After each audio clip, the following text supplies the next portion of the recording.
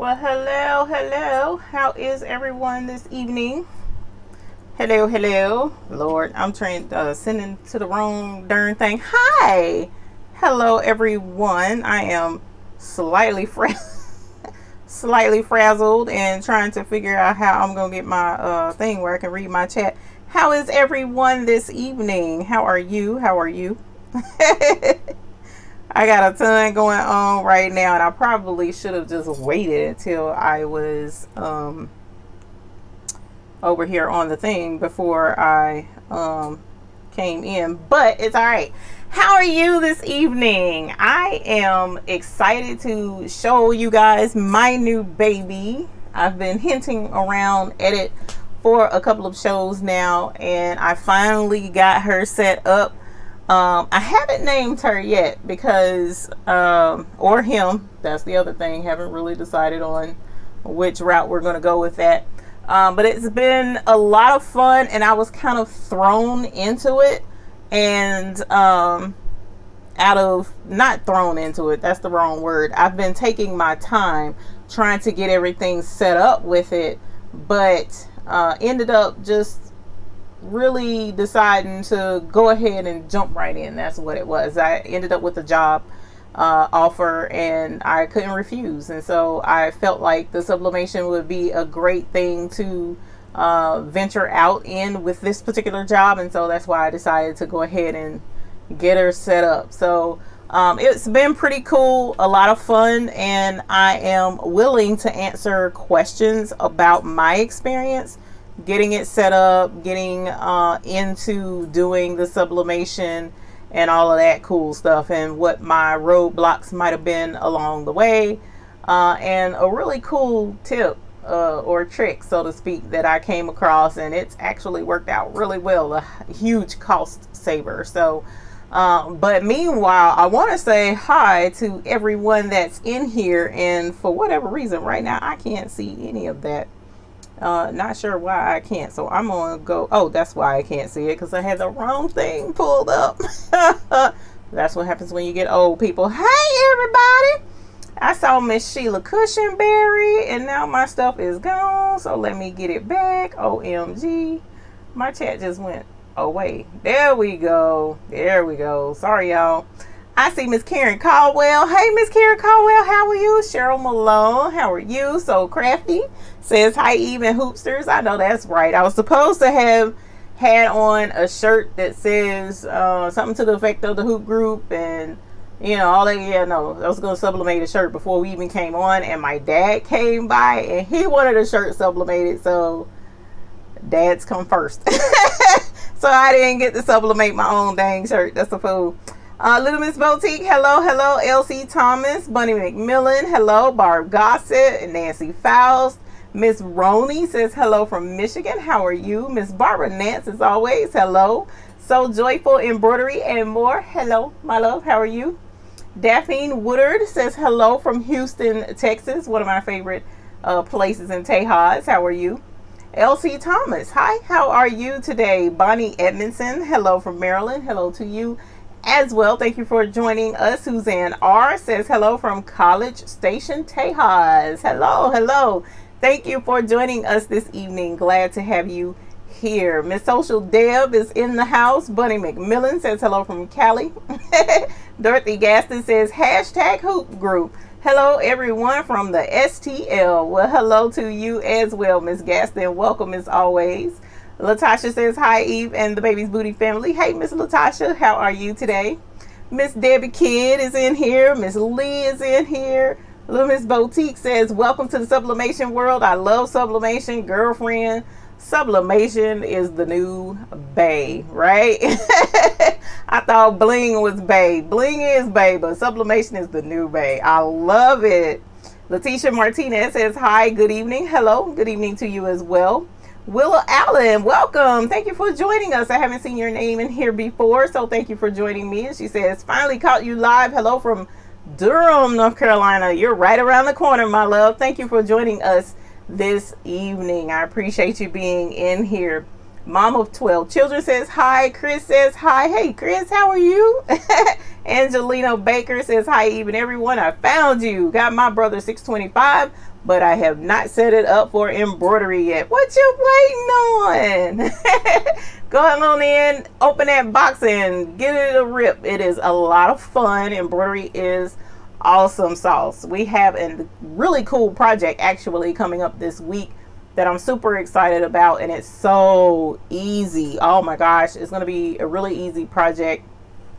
So hopefully it won't be too terribly long of a video, but I think you guys will definitely enjoy it. Something to usher in spring, although spring has already sprung around here, but to give us more of a festive air about what we got going on in our yards. So it's going to be a really fun project. I'm really excited about it. Gladys Coleman says hello everyone. Hello to you as well.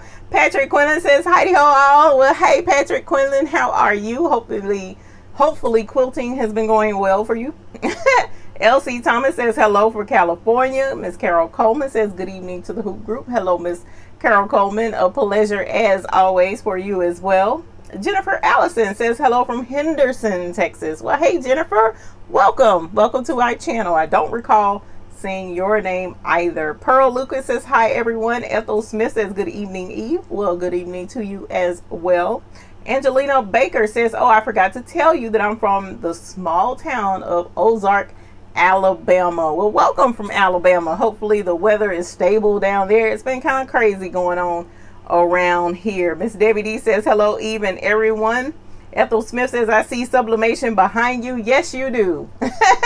Yes you do. Say hello to my little friend, well, big friend.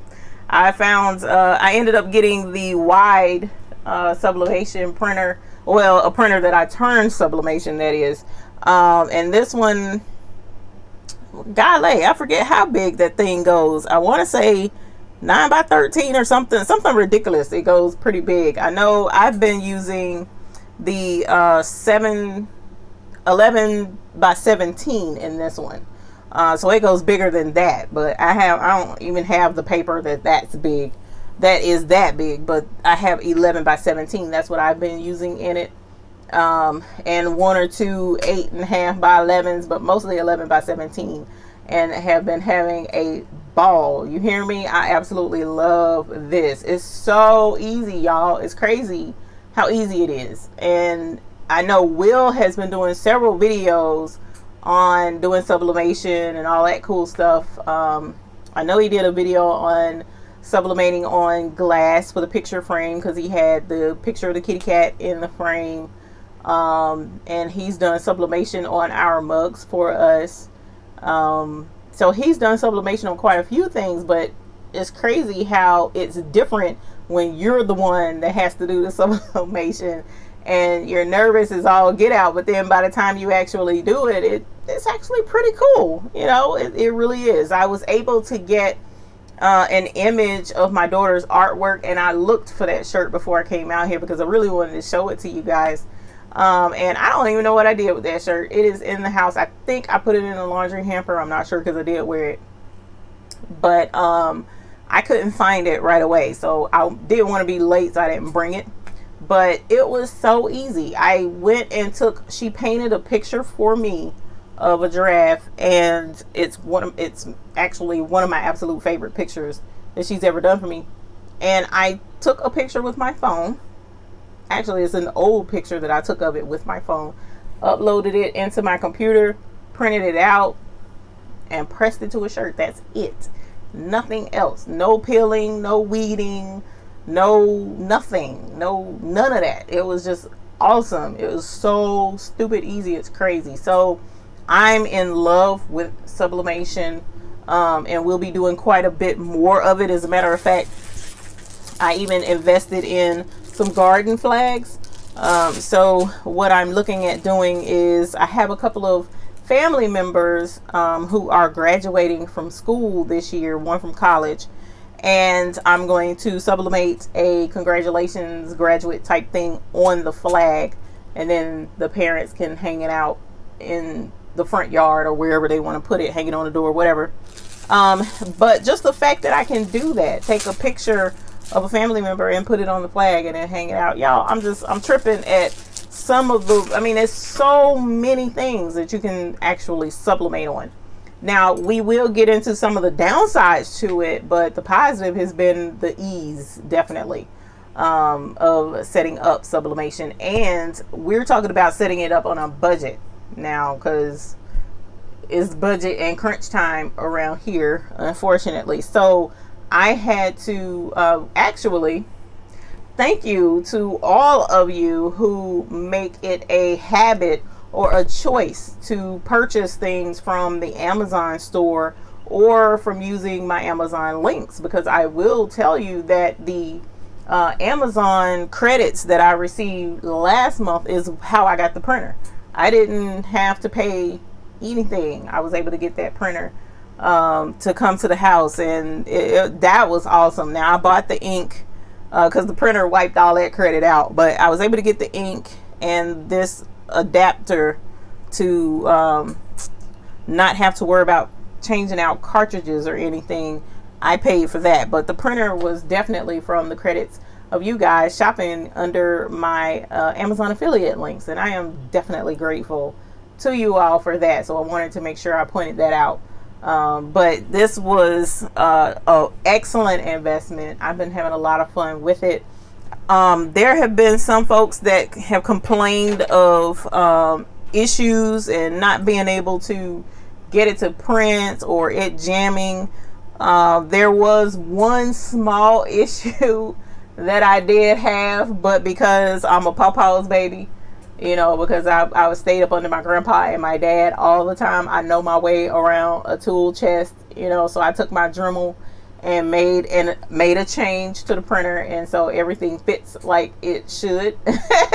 I had to do some finagling and was able to get it to work. I don't have any issues out of it whatsoever. So for those of you who are interested in adding this printer, now I wouldn't, for someone who is doing this part-time and they don't intend to really get, you know, crunk and putting out a whole lot, because I did 50 shirts with this printer and the ink didn't move. It barely moved. I'm not gonna say it didn't move, but it barely moved. And I'm talking about the printer was heavy in the color purple, and all of the ink was right up here, and I'm down here now with the red and the black, but that's barely. It's crazy how efficient it's been.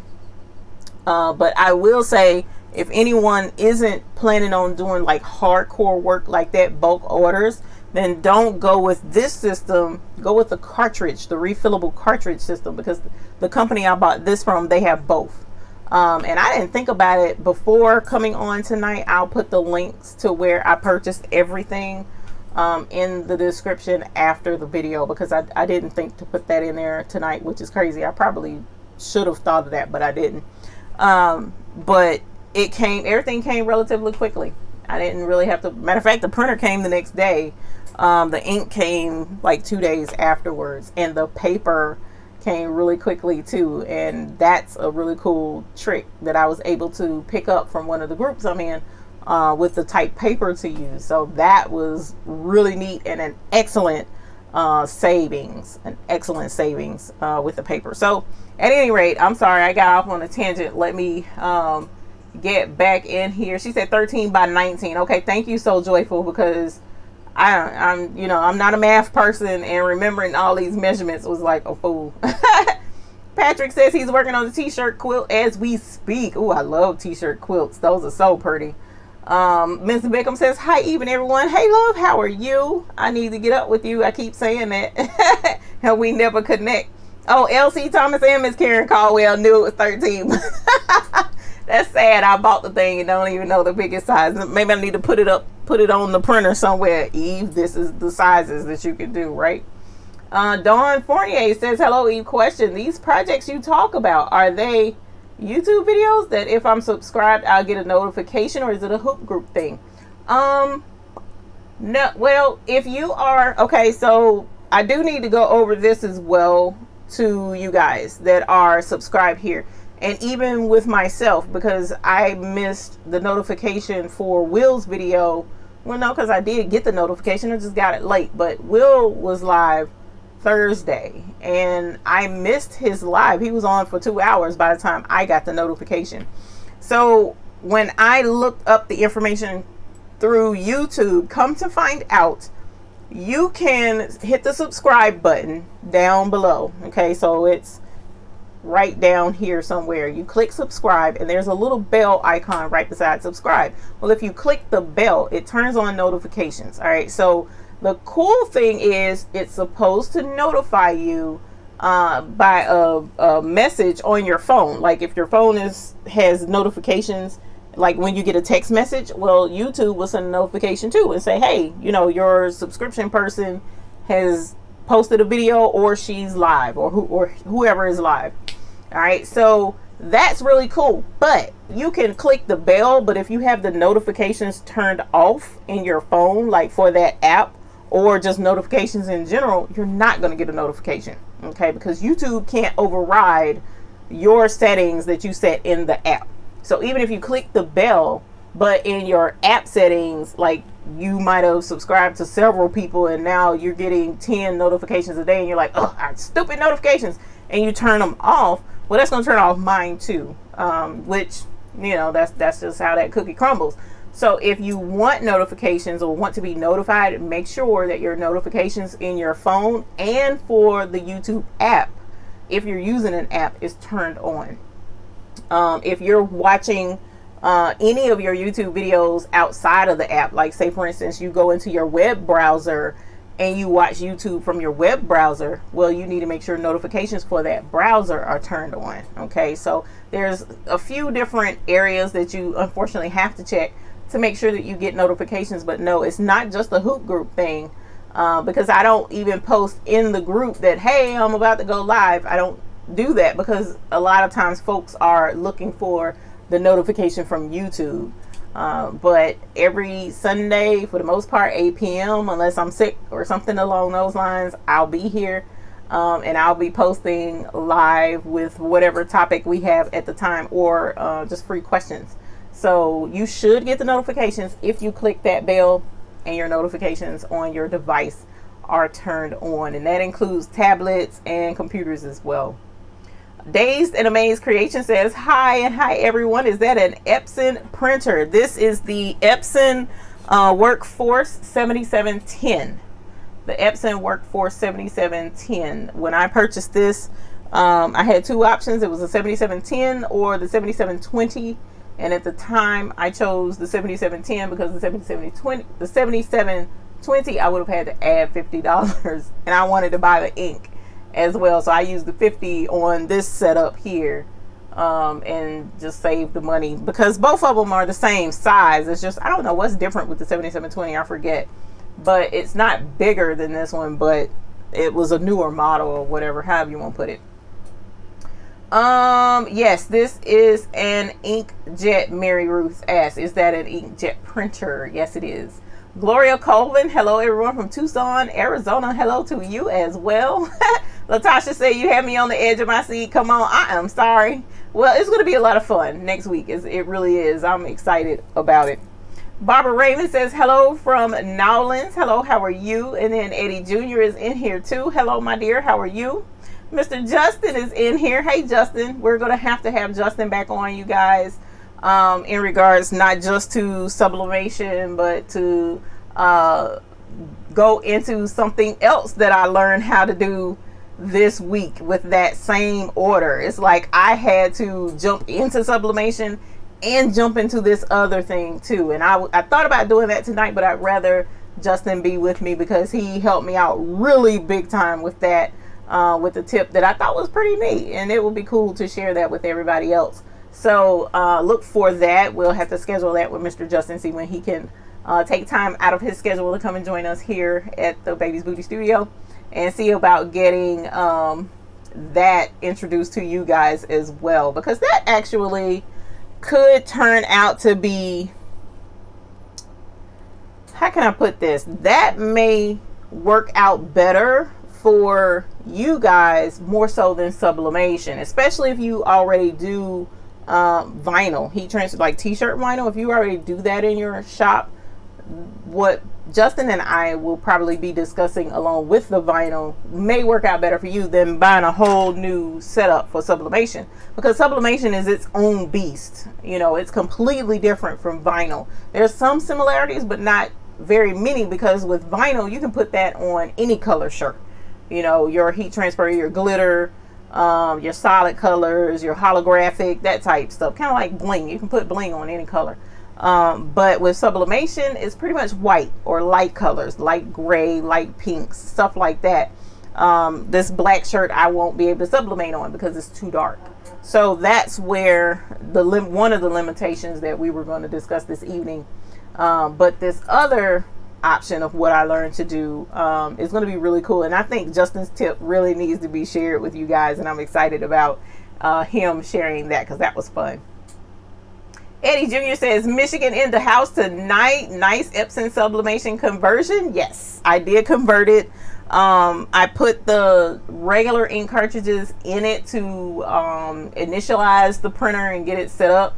But after that, straight sublimation, and that's all it's been since. And that's the other interesting thing with sublimation. Once you do sublimation with a printer, and that's a wrap. You don't go to do anything else with the printer other than sublimation ink. So this printer is no good for regular printing anymore, not like with regular ink. So it's important that if this is a route that you're going to take, especially with Epson, because it is not technically a sublimation printer, you can void your warranty, which I'm sure I did. I know I did when I broke out the Dremel tool, but it's okay. I don't mind. That was an investment that has paid off, you know, pretty good so far. It hasn't paid for the printer, but it will. I know it will here shortly, because I got another, you know, pretty big job coming up. So with the sublimation, it is a lot of risks that you're taking, because there have been some people that couldn't get their sublimation to work. I don't know why they couldn't,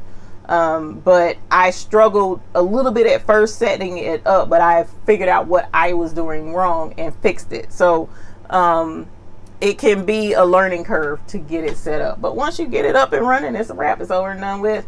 I don't ever take my cartridges out. I just go buy more ink, and then I pop this little plug, pour more ink right here to fill it back up, and keep right on going, which I think is really neat. I like that. And if anything ever happens to this system, the people are very transparent on how to fix potential problems with this, which I really appreciate it. So I value any type company or organization or whatever that teaches you how to repair or fix your own stuff. You know, the folks that don't teach you how to fix or repair, or they don't want you learning how to fix or repair, that irritates me, because I'm like, okay, so you want me to trash the item and then buy another one? That's not gonna happen. But anyway, that's the soapbox thing. Sorry about that.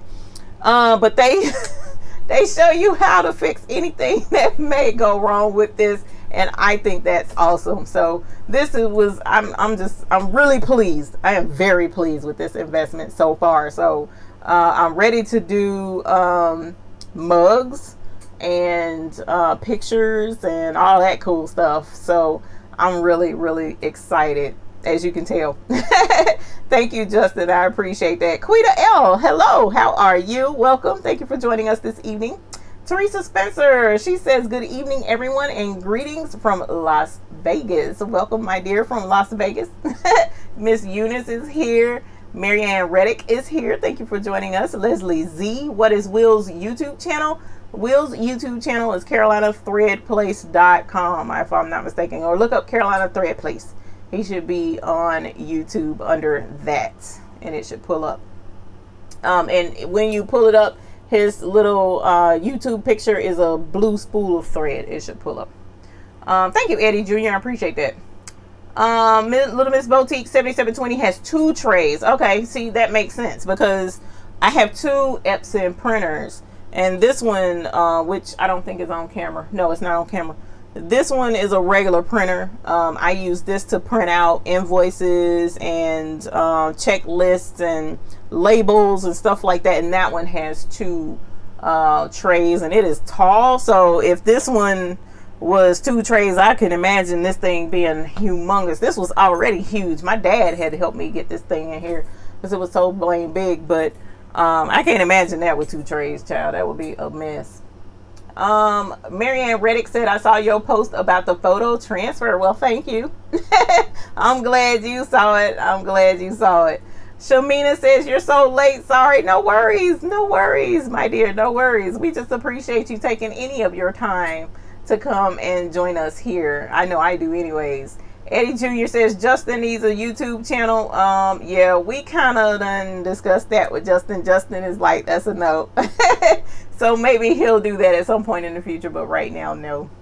LC Thomas says, sublimation on white glitter vinyl. I do have some white glitter vinyl. Funny story.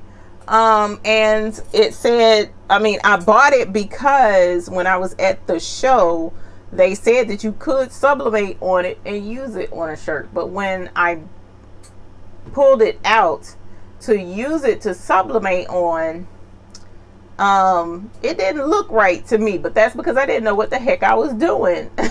So now that I've gotten some more experience and I realized what I was doing wrong, I probably can do it now. And that's neat because, again, there's some really cool things that I've been doing with it that I wanted to go over with you guys. And definitely sublimation on white glitter would have been one of those things had I known then what I know now. But this has only been within the last 5 days, I think. We put this in here 5 days ago. It was after the last live, and it was not late in the week. It was probably, I think it was Tuesday or Wednesday that I put this printer up.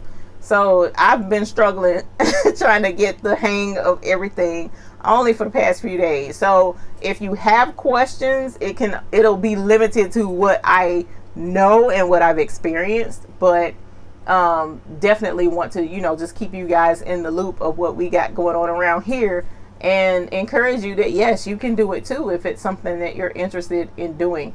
And there are so many options of things that you can customize and personalize that it really is a decent investment to put in your studio. Especially going this route is much more affordable than the official business version. Now, don't get it twisted. I think it's called a Sawgrass printer. Will probably be your best bet. You'll probably get the best quality printout, and then using the best quality sublimation printer and all that other jazz. So don't, get it twisted. But what I have been able to accomplish with this has been phenomenal. And if I can get things worked out correctly, I'll sublimate on something tonight and let you guys see a shirt in action and how cool that actually is. So that's where we're going to go with that tonight.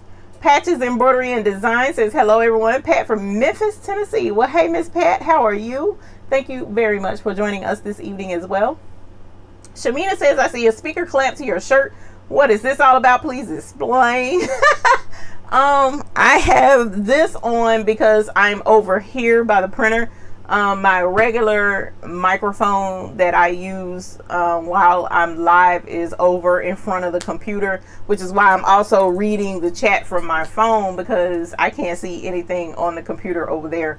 So that's why I have this, and I've noticed in some instances this is more, you can hear the lapel better for some reason than my mic. So I may end up changing out my microphone soon, but we'll see how that goes. I have a huge event coming up soon, so it'll be a couple of weeks before I do change it out. But for right now, I'm just using this so that I'm more mobile and you guys can hear me better.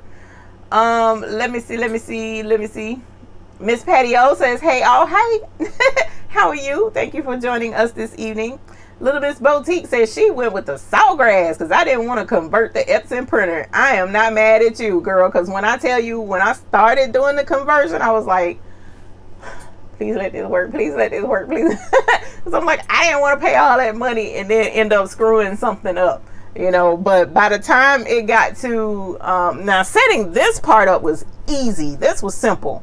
Getting the cartridges, setting up the reservoirs, getting the ink in there, filling it up, priming it, all that cool stuff. That was so easy. Oh my gosh, that was just like beyond simple. putting the cartridges in, if I can get my and I kind of don't even want to open it, but if I can get my camera over here and show y'all what I did do, I was like, I'm getting these goddamn cartridges in this machine if it's the last thing I do. And the guy in the video was showing how he put the cartridge through the window and my cartridges wouldn't fit through the window, and I think he might have had the 7720, so maybe the window in that is bigger or something, I don't know. But I was like, I'm getting these cartridges in here. I don't care if it's the last thing I do. Y'all should have seen me. I found that dang Dremel. And I got me a cutting blade and put it on my Dremel. And I was sitting there dremeling the darn window to cut it out and make it bigger so that I could fit those cartridges in. And I did it. I knew I would, but I'm just saying. I love tools and I love working on things. And, you know, but that thing was funny to me. I'm sorry. It was funny because I love my Dremel. Let me see. Patty O says, congrats. Someone said, missed you ringing the bell. I have not rang the bell yet. I did think of that earlier and was like, I do need to ring it for the printer, but I haven't done that yet. So maybe by the end, if I don't forget, I'll ring it by the end. And if anyone else has a new baby that they've received in the last 7 days that I have not rang the bell for, or if you're new here and you just got a baby, because somebody did just mention they got the 625, I think. If you just got that recently because you haven't even opened it yet, then we can ring the bell for you. So let me know. We want to ring in the new babies. Leela says, hi, even who group? Hello, hello. Shamina says, I'm not even going to ask you to revamp on the Sublimation machine with the name and company. I'm just going to watch the replay. I have one and I love it. No worries, Shamina. I haven't really gone into it too terribly much because I've been kind of like in between explaining a little bit as I go and then reading the comments. But we'll recap some as I go back through it and explain a little more about the process and what I did with it and all of that cool stuff. So I will go into it. Heather Butler, hello. How are you from Springdale, Arkansas? Haven't seen your name before. Welcome. Thank you for joining us this evening. Melissa says good evening. Dorothy Thomas says hello, who group? Hello, hello. Josephine Fry says hello. Hi, everyone. A garden for mom. Hello. Welcome. Haven't seen your name either. She says hello. New sub from Cali. Well, welcome from Cali. We're happy to have you here with us, joining us live this evening. Shamina says, too bad HP doesn't have a conversion printer. I don't know, because, and Teresa asked, can you convert any printer to Sublimation? From what I understand, no, you can't convert any printer, but there are quite a few printers that you can convert to Sublimation. This one, however, was one of the Epson is the more popular one, and I'm assuming because it's easier to convert. I don't know for sure. But the Epson, it was pretty simple to get it switched over. Actually, I was pleasantly surprised. There are many videos out there, many videos out there to show you the steps to take to turn it over. As a matter of fact, this particular printer, there's a guy out there, he has 2 videos, a part 1 and a part 2, on how to set up everything and get you going with Sublimation with just this printer by itself. So definitely, you know, if you are looking into it, type in your, like, put HP Sublimation and see what you pull up on Google if there is a printer that can be transferred to Sublimation, because I was shocked at how many different printers there actually were that people were using to sublimate with. Because in all honesty, the only thing that I can think of that's different is the ink. You just have to have a printer that can print with this ink. I don't know, you know, any other, and maybe a refillable cartridge, because the Epsons can take the refillable cartridges. And that's of course a huge thing that's important. You need to be able to refill the cartridges, but otherwise I don't know what the limitation would be, because we're not gonna get in that just yet. Because that was the coolest part out of everything, but we'll get into that in a minute. Patches, embroidery, and designs. I have the Sawgrass SC400, still trying to learn how it works. And see, that's crazy. Why is it difficult to learn the Sawgrass? Because I'm not understanding what would be complicated. Not saying that to you, but saying that to anyone, because what it boils down to, and will Cosmos ink. I didn't get Cosmos ink. This is Sublimation ink. Tanisha, hello, how are you? Hello from Northeast Texas. Please hit the like button. Thank you. Sharon Davenport says thank you. I'm coming right back to that printer question. Kathy Dowling says, hey y'all, have just found your group. Woohoo. Well, thank you for finding us. We appreciate you being here. Definitely, for sure. I wanted to catch up on the chat with that. But back to Angelia. My thing, which I was like, all I'm doing, I use Microsoft Publisher. I am huge. I know Microsoft Publisher inside and out. That's pretty much how I do some of anything. That's how I do my thumbnails and everything. I do Microsoft Publisher. I don't know any other. Like, I'm trying to learn Adobe Illustrator and all that jazz. I don't know any of that. But anyway, basically with Sublimation, you're just printing an image on paper with Sublimation ink.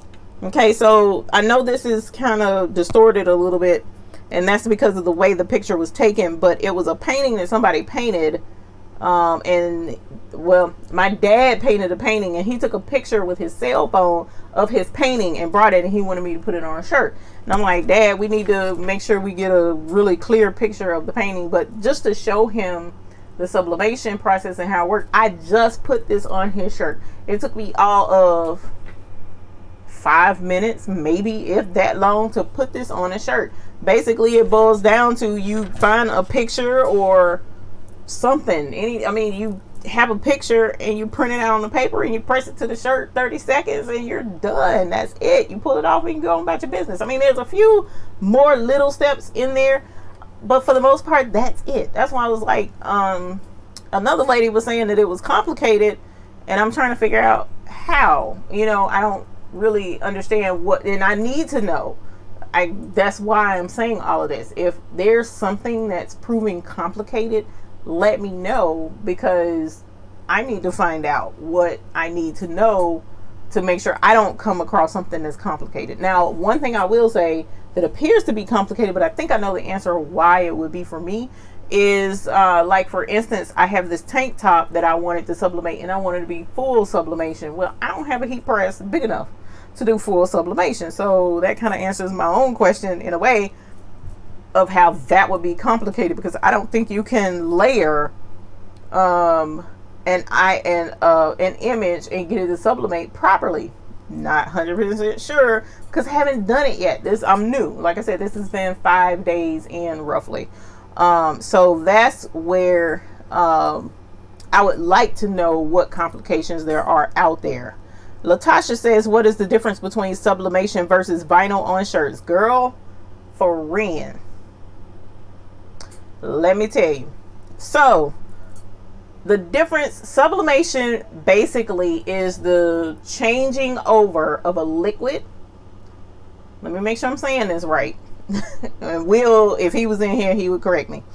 But you're basically taking a liquid and it's changing over into gas, if I'm understanding correctly. And what's happening is the shirt is basically absorbing this gas, and it's going into the shirt, the fibers of the shirt. So it's not like you're printing on the shirt. So there's ink that's sitting on the shirt that's going to have to dry and all that jazz. None of that. All right. So basically, as soon as I take the sublimation ink, like for this picture, lay it on the shirt. It's not wet or anything. Lay it on the shirt, press it for 30 seconds, pull it off. The shirt is dry, and you can't even feel anything. It feels just like the shirt. It's like, how? I had a customer come by and he was like, that's crazy. You don't feel anything. No, you don't feel anything. You just feel a shirt. The way the shirt felt before you pressed it is the same way it feels afterwards. And to me, that's really cool. The other thing I appreciate more than vinyl with sublimation is it's unlimited. There's no limit to what you can put on a shirt. There isn't. If you can print out an image of whatever it is clear enough, it's going to print. The only exception is with vinyl, you can do glitter. Okay, well, you can't do glitter with sublimation because this is ink. It's not glitter ink, and glitter is more like a solid. But there are things that you can put on a shirt to give it that glitter appearance. Like someone earlier mentioned glitter vinyl that you can print in sublimation ink on the surface and press that vinyl to the shirt, and it'll have a glitter appearance because the vinyl is glitter. Okay, so in situations like that, you know, yeah, you're not going to be able to do glitter. But colors, you know, I don't have to press red first, then black, then brown, then white. I don't have to do that. It's just all one thing. It's one picture, press, bam, and done. You know, so if I wanted to print, you know, mom is the best, or bear mom with a picture of a bear in plaid. You know, I've seen that design lately where the bear is plaid design and bear mom or bear mother or something. I forget what it says. But you can print the words, same thing, on the paper, you know, just like it was a picture, bear mom, and then the bear in plaid, press it to the shirt, print it, and you're done. I don't have to layer anything. No layering, no weeding, no nothing, no screen printing, messy ink, none of that. It's a wrap. Over and done with. You print it, press it, go on about your business. Limitations. Let's talk limitations. The ink absorbs to the shirt, says Little Miss Boutique. Basically, I mean, the gas of the ink, it turns to a gas. Some kind of is science. I'm not into science very much. I mean, a little bit. That gas absorbs into the shirt. The reason why I say gas, and I need to point that out, Little Miss Boutique, actually. Let me point that out for a reason. The reason why I say that, so you would still reverse the design like you do vinyl. Yes, I do. If it's lettering, yes, you will need to do that because you're printing out and then you're pressing it face down. So yes. But the reason why I say gas, that's one thing that kind of threw me off. I was watching a lady do sublimation on a shirt, right? It was a tank top. And she was like, okay, when you press the shirt, you have to buy butcher paper or parchment paper, right? And she was like, you got to put down a sheet of parchment paper. Then you got to put down your shirt. Then you got to get a piece of parchment paper and put it in between the layers of the shirt, the front and the back. And then you got to get another piece of parchment paper and put it on the top because the paper, it's not paper, but the stuff that we use, what is the name of it, Justin? The sheet that most people use, Teflon, the Teflon sheet that you use to press with, she said that won't work. You can't use that. So I'm sitting here like, what is this lady talking about 3 sheets of parchment paper? That's crazy. Why do I need all that parchment paper? It doesn't make sense. All right, so I listened anyway because, you know, I wanted to make sure my stuff was going to turn out right. And I struggled and struggled. So I came up with this. You see, it's a priority mail box that I cut apart. And I put the parchment paper on this. And as you see, it looks jacked up because I've used it over and over and over again.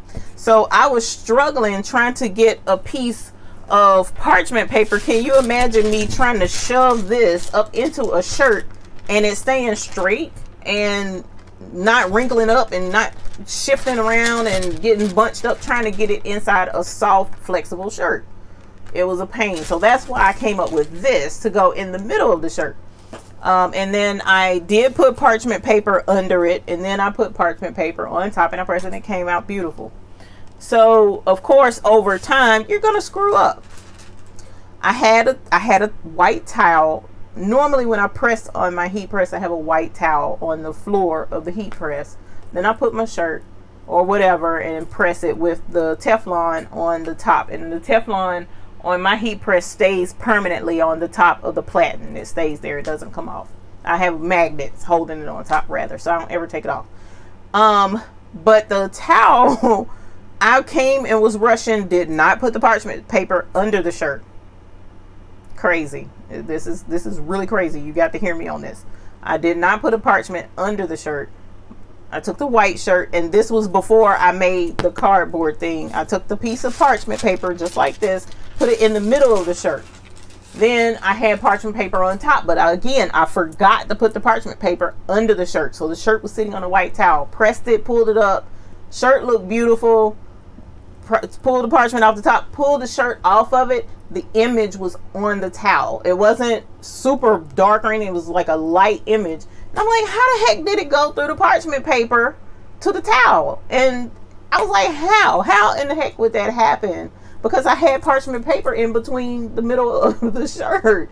And it was like, it's a gas. The gas transferred in some kind of which way it was absorbed into the towel. So it's more than just ink. It's not so much that it's ink. It's the gas of the ink that it absorbs in the stuff around it. So that's when I learned, okay, I'm going to have to make something a little sturdier. And so by using this on this piece of cardboard, I don't have to worry about it going through the shirt again to the towel. So now I don't have to put the parchment paper on the bottom. I still just use the towel, even though I just took the towel off, but you don't have to put anything up under it if you do it this way. All right. And as far as the Teflon on top, I switched. So now I don't have a Teflon sheet. Well, the Teflon sheet is still there, but now I also use this silicone. It's a silicone sheet to go on the heat press. So that's what's up here now, and it hasn't stuck to that yet. The ink rather hasn't transferred or anything like that to that Teflon. I haven't used it with just the Teflon to see if maybe it does come back up to the, I don't know, I ain't even tried.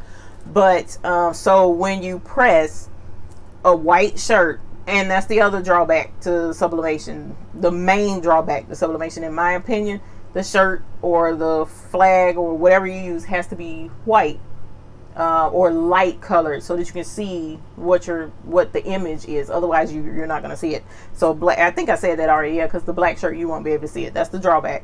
But something in the middle of the shirt to keep it from going through the shirt, because I did that too. I forgot to put the thing in the middle, and so it's sublimated all the way through both layers of the shirt, and you could see the image. So you have to put something in the middle in most instances. Now I did one the other day where I forgot and it didn't. I don't know. I ain't figured that part out yet.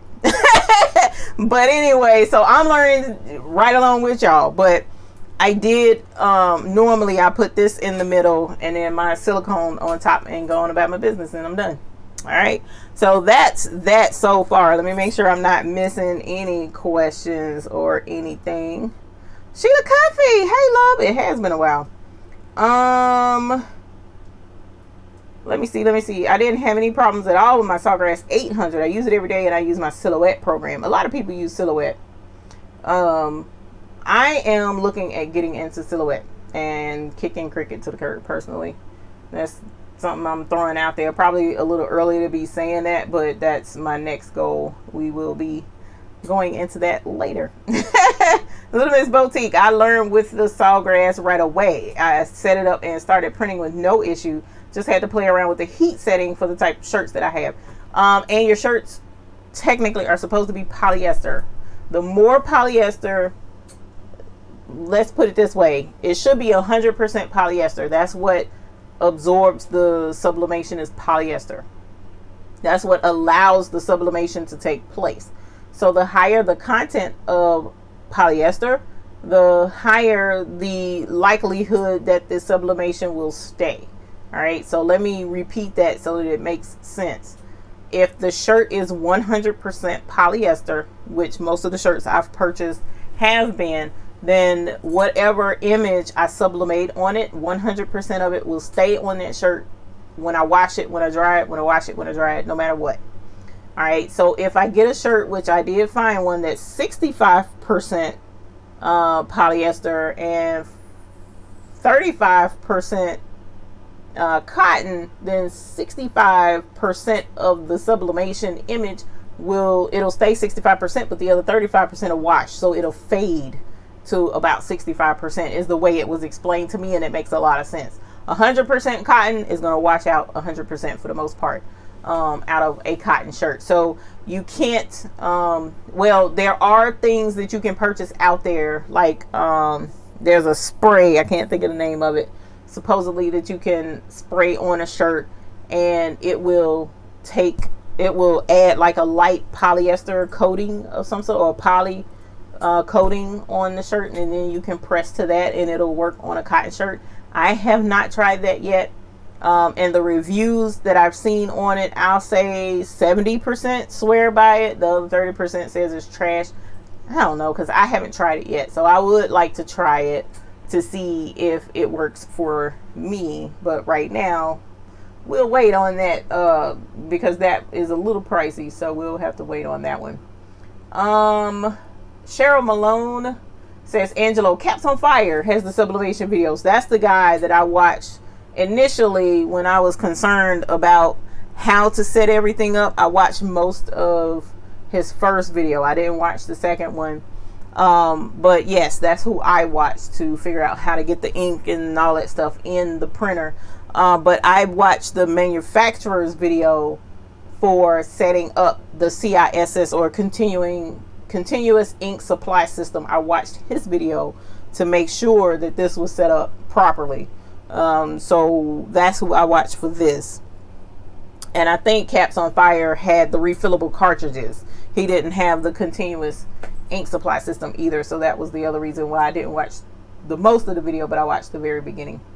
Melody Wilcox, hey love, what do you use on the back of cotton fabric when you applique? I've heard that heat and bond is the best. On the back of cotton fabric, I don't use heat and bond. What I actually use is Terrio Magic. I use this. It's called Terrio Magic Fabric Stabilizer Spray. And this is basically a fabric stiffener. That's what it is.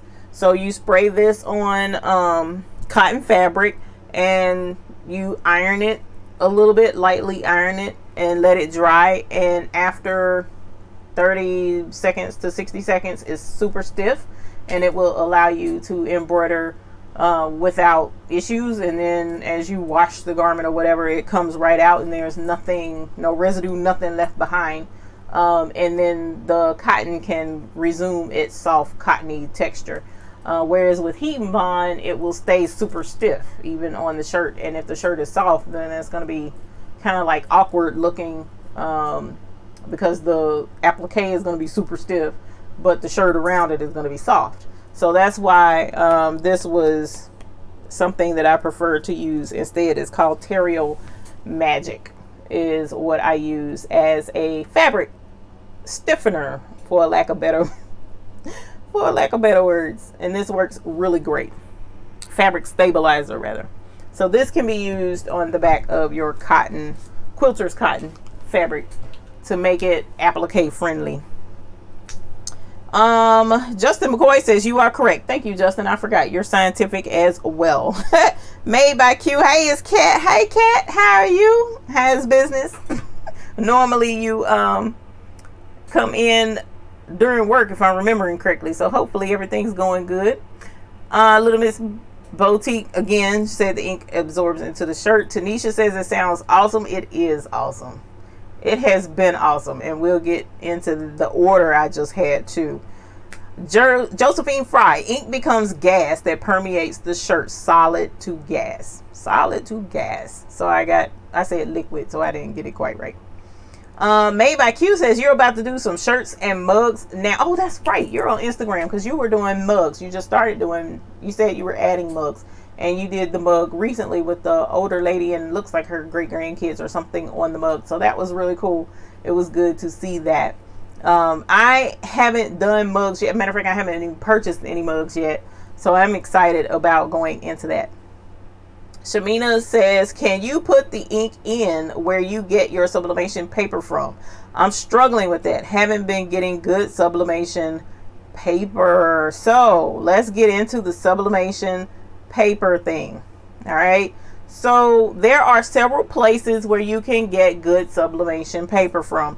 One company that I have successfully gotten paper from, all right, but it's not sublimation paper, it is actually heat transfer paper. Let me pull this up so I can get the name of it correctly. And it's stuck to something else. Come on. Oh, there we go. Okay, so I purchased from a website called Dyetrans, Dyetrans. They supply sublimation, some of everything actually. Excuse me, and Will referred me to them, and they're completely online. Dyetrans.com, and at the time I needed to press on canvas tote bags. A while back, a few months ago, I had an order of 650 tote bags for a big event here in Charlotte, and they wanted an image printed on tote bags, and so I took the job. And one of the ideas I came up with was a heat transfer paper. Okay, so heat transfer paper is basically this paper here.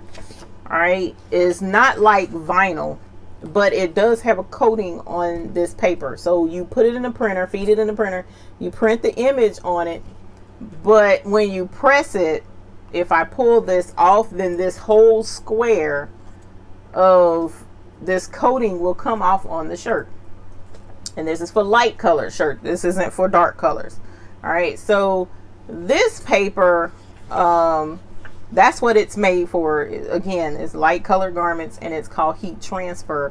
But this coating comes off, and the coating is what actually holds your image. All right, so when I took the job this weekend, I needed to do heat transfer for that particular job at first. This is before I was confident in sublimation. So I used this for that job, and I printed it with the sublimation ink. Now, the reason why I did that was because my regular printer, because normally I would use this in my regular printer with my regular ink, right?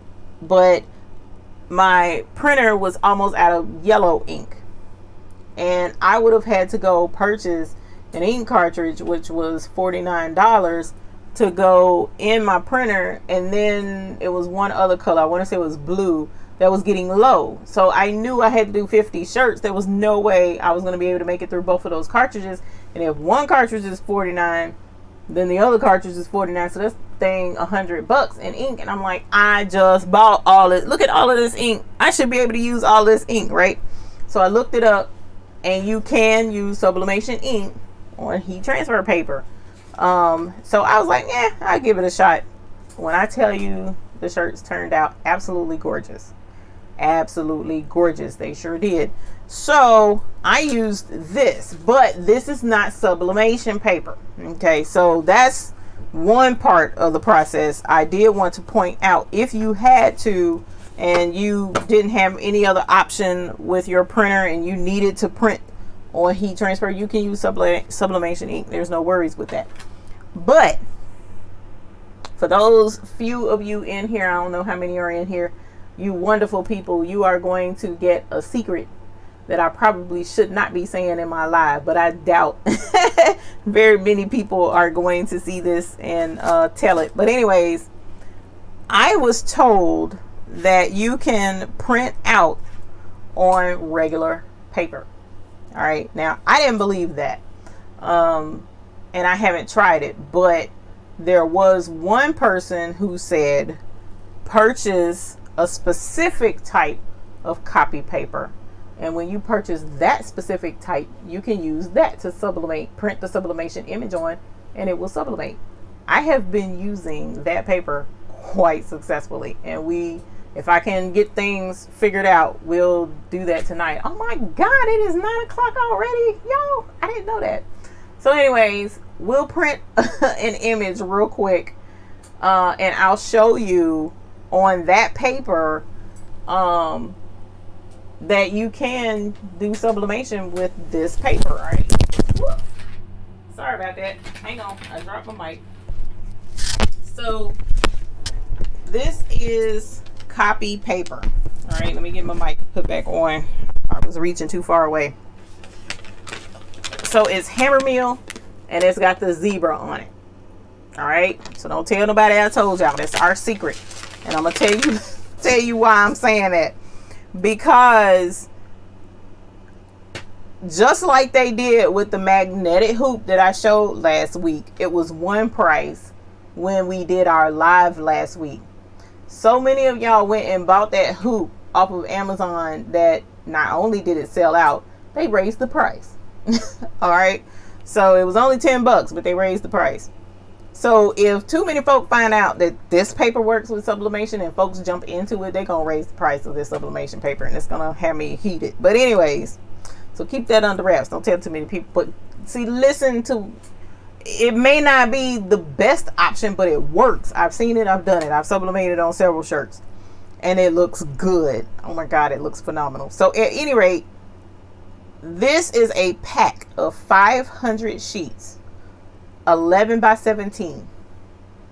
500 sheets of 11 by 17 paper. I paid, I'm gonna round up, $14. I'm gonna say $15 with the tax and shipping for this paper. $15 for 500 sheets. A pack of sublimation paper off Amazon, no name brand sublimation paper, off of Amazon, 110 sheets. Guess how much it is? Somebody put in there how much. Tell me how much that sublimation paper is. $69.99 now. What's $69.99 now? It better not be that hoop. Oh my God. I will flip all the way out if that hoop is $69.99. But how much is 11 by 17 sublimation paper, 110 sheets? Not 500 sheets like this pack, but 110 sheets of sublimation paper. $29.99. River City Creative. $30. So the price of 2 packs, 1,000 sheets of this versus $30, 110 packs. 110 sheets of 11 by 17 sublimation. And I saw it work with my own 2 eyes on shirts. Anyway, now I haven't sublimated on anything else yet. I haven't even sublimated the flags yet. So it may not work with those. Somehow I doubt that it wouldn't work, but it may not work. And I'm going to give it a shot tonight, actually. But, you know, it can be super expensive. The Sawgrass, super expensive printer. Sublimation paper, super expensive paper. Sublimation ink from like, if you went to Dytrans, where I got the heat transfers from, their ink pricey. What I paid for this whole setup off of Amazon is crazy. It's crazy, and I've been able to sublimate shirts. So it can be done very affordably, and it looks good. It really does look good. And like I said, we'll print something really quick. That's what they did with the things that Matt recommends. Hike the price till sales slow back down. Oh my God, I cannot believe they raised the price of that hoop. That's crazy. That makes me sad. It really does, because that's trifling in a way. All right, so let me go back, make sure I did not miss something. Those 2 sisters, Polly and Esther, blend shirts. Polly and Esther, that's cute. Oh, goes from solid to gas with going to liquid state like dry ice. Made by Q says. Cool. Made by Q. Use butcher paper, no problem. Yeah, the butcher paper worked perfectly. Albita, hello my love. She says it is very late for me to be up for this, but missed it. I am so sorry, but welcome from London, UK. We always appreciate you being here. Can you put the link in where you get your sublimation paper from? Oh, that's right. So I'm going to put the link to this paper, and I'm going to put the link to Dytrans, because Dytrans they also sell sublimation blanks. I mean, a whole buttload list long of sublimation blanks, from car tags to dog tags to luggage tags to aluminum picture panels to shirts to, I mean, they have everything just about you can think of to sublimate on. They have it at dytrans.com. So I'll put the link there as well. Justin says we do vinyl and sub together is crazy. Yeah. Being able to do everything is really cool. It's really cool. Let me see. American Stitcher say you lost your video. Oh no, I'm sorry. I hope nobody else lost their video. Silhouette Studio, design in GIMP and print in Silhouette Studio. See, I need to get into Silhouette, y'all. I need to.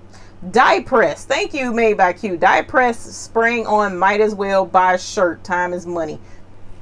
That's an excellent point. I didn't even think of that. By the time you spray it on the darn shirt and press it to get it to the heat and let it dry and all. No, you don't press that. Dye trends, you let it air dry or something like that. And by the time you're done, what's the guarantee that it will stay in? And like I said, I've gotten mixed reviews. The good thing is it's more good reviews than bad. But by the time you spray that stuff and then let it dry, unless you're going to spray shirts ahead of time and let them all sit one day and then put them up and pull them out as you need them, maybe that could be an option. But the shirts that I get Sublimation for Sublimation, I don't have one in here because the one I had in here I gave to my dad. And the Sublimation shirts that I get are pretty thin, unfortunately, but they're super soft. Oh my God, love them. So the shirts that I bought were $4 a piece. Normally my t-shirts, white shirts, are like $1.50 each. So it's a good bit pricier, but not so astronomical that you are like, I'm never doing sublimation on shirts. It's not like that. And then I went to Walmart and found tank tops, 100% polyester tank tops, and they were $3 each. So, I mean, there are options out there that you can find that are not super expensive, right? So, and somebody else says Sublifix. It works on 100% cotton shirts. I've tried it and it works, but it's crazy expensive. I'll be sticking with 100% polyester shirts. See, I haven't even heard of Sublifix. Never heard of that one. I've heard of Die Press. All right, and the Die Press is like $50 for the bottle, and then they want you to buy another little bottle. It's called sizing something, or it removes the sizing from a shirt. So they want you to do a 2-step process and pay for the polyester coating type stuff, bottle of stuff, and the remove the stuff out of the cotton shirt type stuff. So it's just like, dude, you know, the price can be pretty expensive. Now, if you have to use a cotton shirt, like say for instance you get a customer and they refuse to do polyester, but the cotton, and they want cotton, but what they want on a shirt would be best done with sublimation, and you may have to make that sacrifice. But I haven't even heard of Sublifix. I'm gonna have to look that up. Shamina says, girl, you've been working in some things. I see you go, girl. Yes, I have. I'm not lying on that. It's been crazy, especially this week. This week was a fool, y'all, because the shirts that I did last week, the 50 shirts, was a last minute type ordeal, right? So it was for a funeral. And you know, you don't really get a lot of notice with a funeral, and you kind of feel bad, so you go ahead and do it. And I didn't really have a whole lot of heads up to get that thing done, but the photograph was perfect as far as the color, and it was set up for me. I didn't have to do any work or set up anything, so that was a blessing. And after that, it was just printing them and pressing them and making sure they were straight. That was it. That was it. So yeah, I've been on the grind this week, and that's not the only order I had this week, y'all. It was crazy for a minute. I was over here 2-3 o'clock in the morning. Ms. Bickham says I need to ring the bell for myself. I sure will, ma'am. We'll ring it here in a little bit. Contessa says hello from Louisiana. Hello, my love. How are you? Made by Q. I use copy paper. Work great too. I like hammer mill, and that's what this is. So I'm not the only one that does it. Dorothy Thomas says sure did raise the price. I am mad at that. Well, now, okay, so they might have raised the price of the one for the 5x7 machines, but the one for the 4x4, Angelia says that it's $49.99, and I'll double check again because that hurts my feelings. Oh, Dorothy, you just purchased it. See, I'm sorry. Made by Q, use Park Lane from Joanne, also $5 hammer mill from Walmart. See, you don't have to buy sublimation paper, but I'm just saying. Miss Bickham says that's what they did. Oh, you did. Oh, Matt, you're talking about the Rhinestone World. Yes, he recommends stuff, and whenever he recommends stuff, his following, the folks that do stones, is huge, way huger than mine. So when they go buy stuff, they wipe folks out, and they like, hey, people buy our stuff, let's jack up the price. Oh man, and that thing hurts my feelings. But anyway, Cheryl Malone, it's $49.99 still. Okay, cool. Sandra Clements says first time. Well, thank you, Miss Clements. Welcome. Appreciate you being here with us. Justin McCoy, who would have thought about cardboard in between the shirts was awesome. Never thought about it. Man, when I was trying to shove this stupid thin paper in the middle of that shirt, I was going to figure out something. Because when I tell you that was, look at this shirt. Okay, let me grab this shirt. Hold on. Hopefully I won't mess up the signal. Because y'all know whenever I do a bunch of moving in front of the camera goes crazy. But look at this super soft shirt from Walmart. $3.92. So this was $4. It wasn't $3. It was $4. And this is just a basic tank. Well, not a basic tank, but it says scoop neck tank, and it was polyester, 92% polyester, 8% spandex, so no cotton, right? And this is what I pressed on, and trying to shove that stupid butcher paper in this soft shirt was like a pain in the behind. I was not feeling that. So yeah, no, we had to come up with a solution. And I'm good at coming up with solutions to keep me from working super hard. So that's what I did. Miss Bickham says she used to use cardboard when you did stencils. Stencils would need cardboard as well. So Joyful Embroidery says Sublifix is one step. Okay, cool. So instead of die press, which is a 2-step process, Sublifix is one step. So I may look into that and check it out. And then whenever we do a sublimation video, then we'll try the Sublifix and wash it and dry it about 40 times, not 40, maybe about 10 times, and see how well it holds up. Made by Q, I have that when I first started die press, about to use on ceramic tile, but it can chip. I learned I should just buy towels already sublimation. I have a whole bottle. Wow, so it chipped for you. That kind of sucks. Sheila Cuffey, yes, 7710 is what my new baby is. Yeah, that was part of, hey Will, thank you for joining us. That is why I decided that I was just gonna buy things that were made for sublimation instead of trying to adapt. I know a lot of people do it, like they were saying go to buy poly crap, what is the name of it? It's at Lowe's and it's in a little can.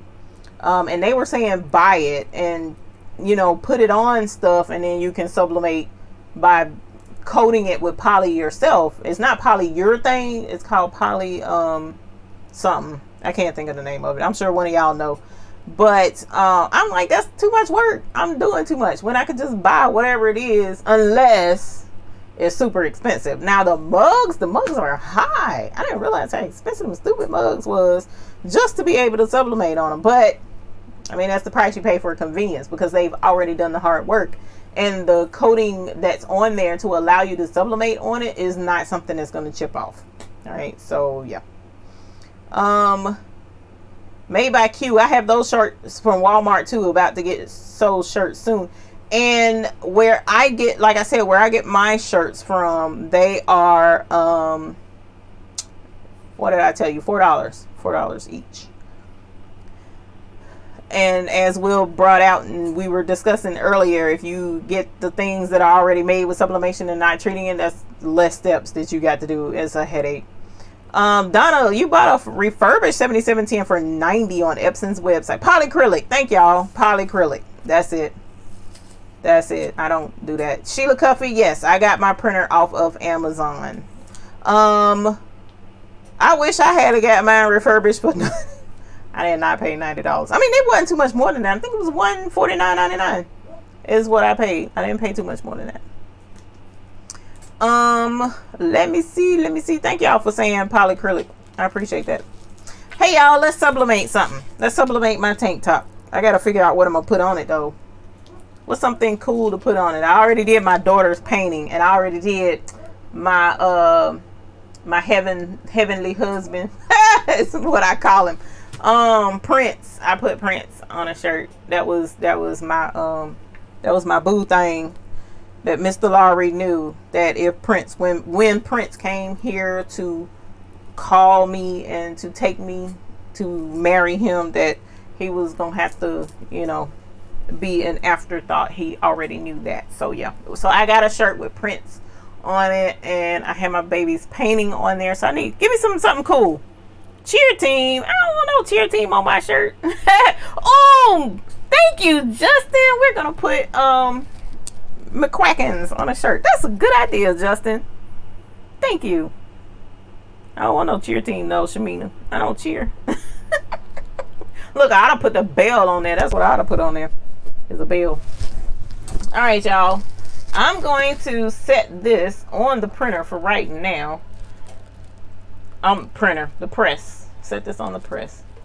Which I don't know why I'm doing that, because I'm going to have to mark the center because I want it to be centered correctly. So I don't know why I'm doing that. And let's move the camera over here so that I can be close to the printer. And excuse the mess on my chair. And I hope I don't jack up the camera, because y'all know that whenever I do stuff on the computer, it jacks up the camera for some strange reason when I open stuff. So if we drop signals, frames and stuff, I apologize, because you know, y'all, my stuff is not wanting to let me be great. How big are we gonna put him? Do we want him huge? I want him huge. Just like Prince was huge. I'm gonna make McQuackins huge.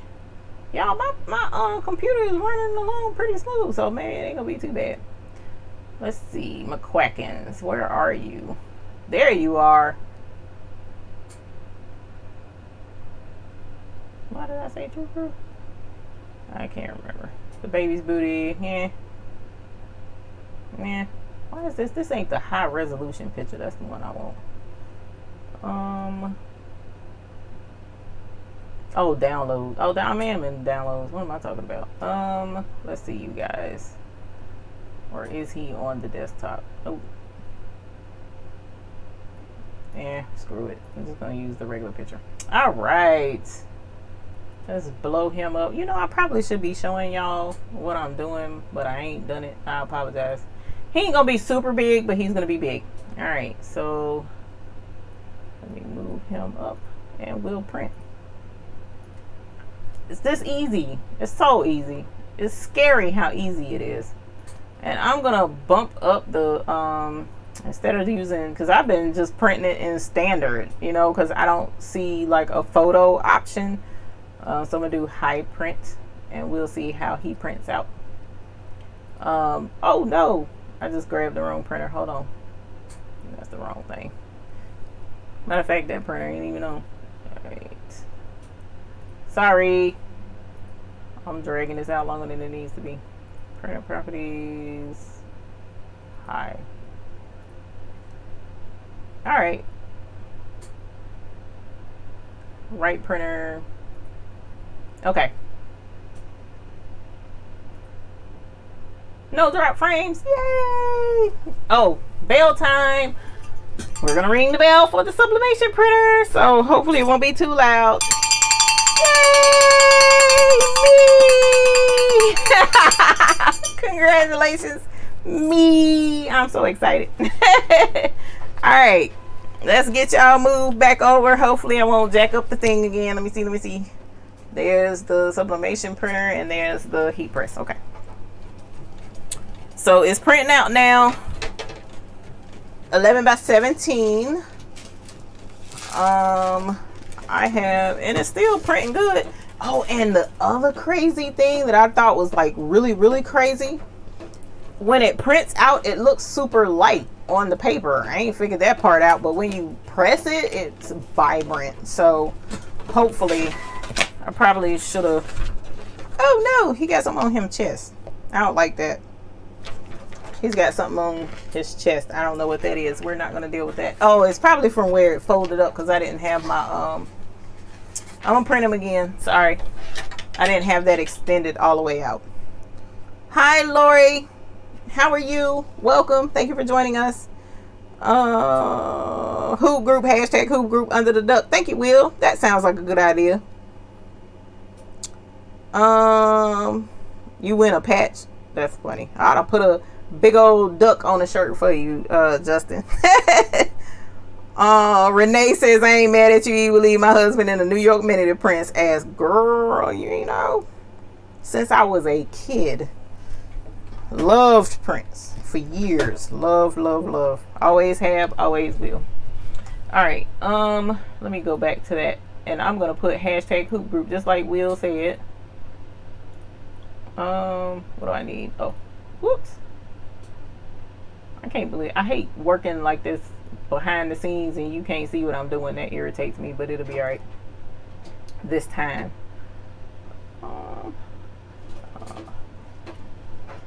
Why are you acting like you printing over there?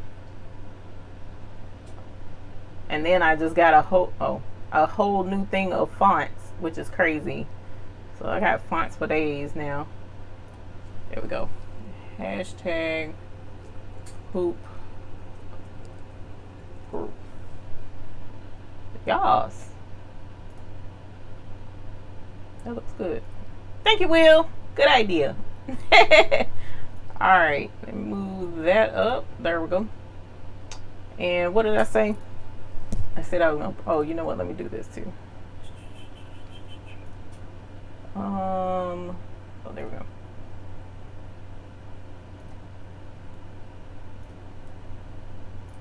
We're gonna do that. I darkened him just a smidge to make sure that he's super vibrant. The printer properties, that's the same, that's the same. And the right printer, now it says hoop group. So we're gonna print him out again. And this time I'm gonna stop it from binding up to make sure it doesn't get them stupid marks on it again. Because who ain't trying to waste paper is me. You guys, I don't know what you all have. Oh, you got a new baby, Tanisha. Thank you. Hey, Jenny McKinney, how are you? Thank you for joining us. Shamina says, every chance I get, I would like to thank Mr. for sharing you with us. Oh, I'll let him know. Trust me, he ain't missing me right now. He got he's on his game at the moment. So he is preoccupied. Thank you, Jesus. Oh, that paper is heavy. Here you come. Come on, McQuacken. All right. Let me move this. Let me measure this shirt, y'all, because I am anal when it comes to centering stuff on my shirts. Much better. There's still a little bit of a mark on there, but it's better than what it was. And I ain't gonna stress it right now because I know y'all got things to do. It's already going on 9:30. I done kept y'all entirely too long tonight. So, oh, look at it. It's kind of already marked in the center for me because of the way the shirt was folded. So I'm not even gonna do that. But what I do, here's another little trick that I do to, you know what? I messed up. I didn't mirror the word. Well, why you didn't remind me of that? I was supposed to mirror hoop group. Crap.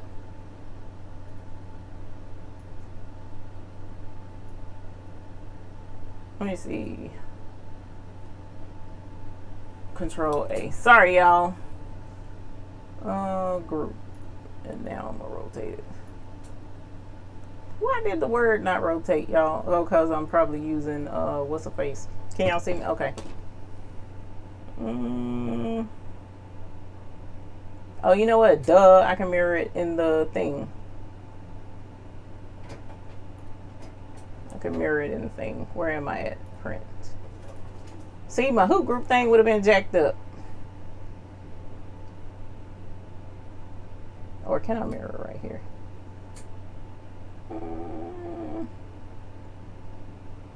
Two-sided printing, no. Portrait, landscape, borderless. I can't mirror right here. You know what, Will? I'm going to leave hoop group off right now. I really wanted hoop group on there because that was a good idea, but I can't figure out, and I don't want to take up time trying to figure this crap out. Oh, you might be telling me what to do. Hold on. Let me see, Will. Are you telling me what to do?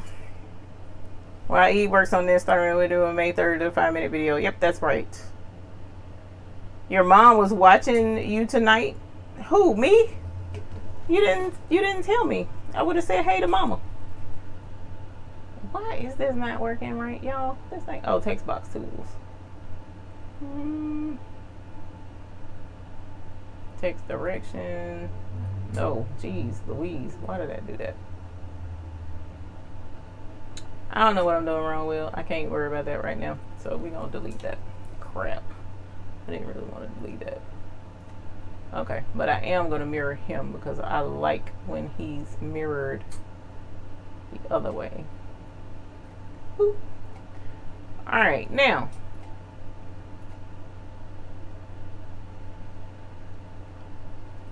He is still dark, right? Let me make sure. Sorry, y'all. Yeah, he's dark enough. All right. All right, sorry. There is no option to mirror. I didn't see it, Will. I'm just like, oh, so show the screen. My bad. I was using Publisher. I always use Publisher for everything. I'm one of those where you can teach an old dog new tricks, but if that's my favorite bone, then that's where I'm gonna stay. That's what I'm gonna keep chewing. All right, I'm gonna show y'all my other trick on keeping stuff centered on the shirt, and I probably should show the shirt what I'm doing. I didn't think of that. Duh.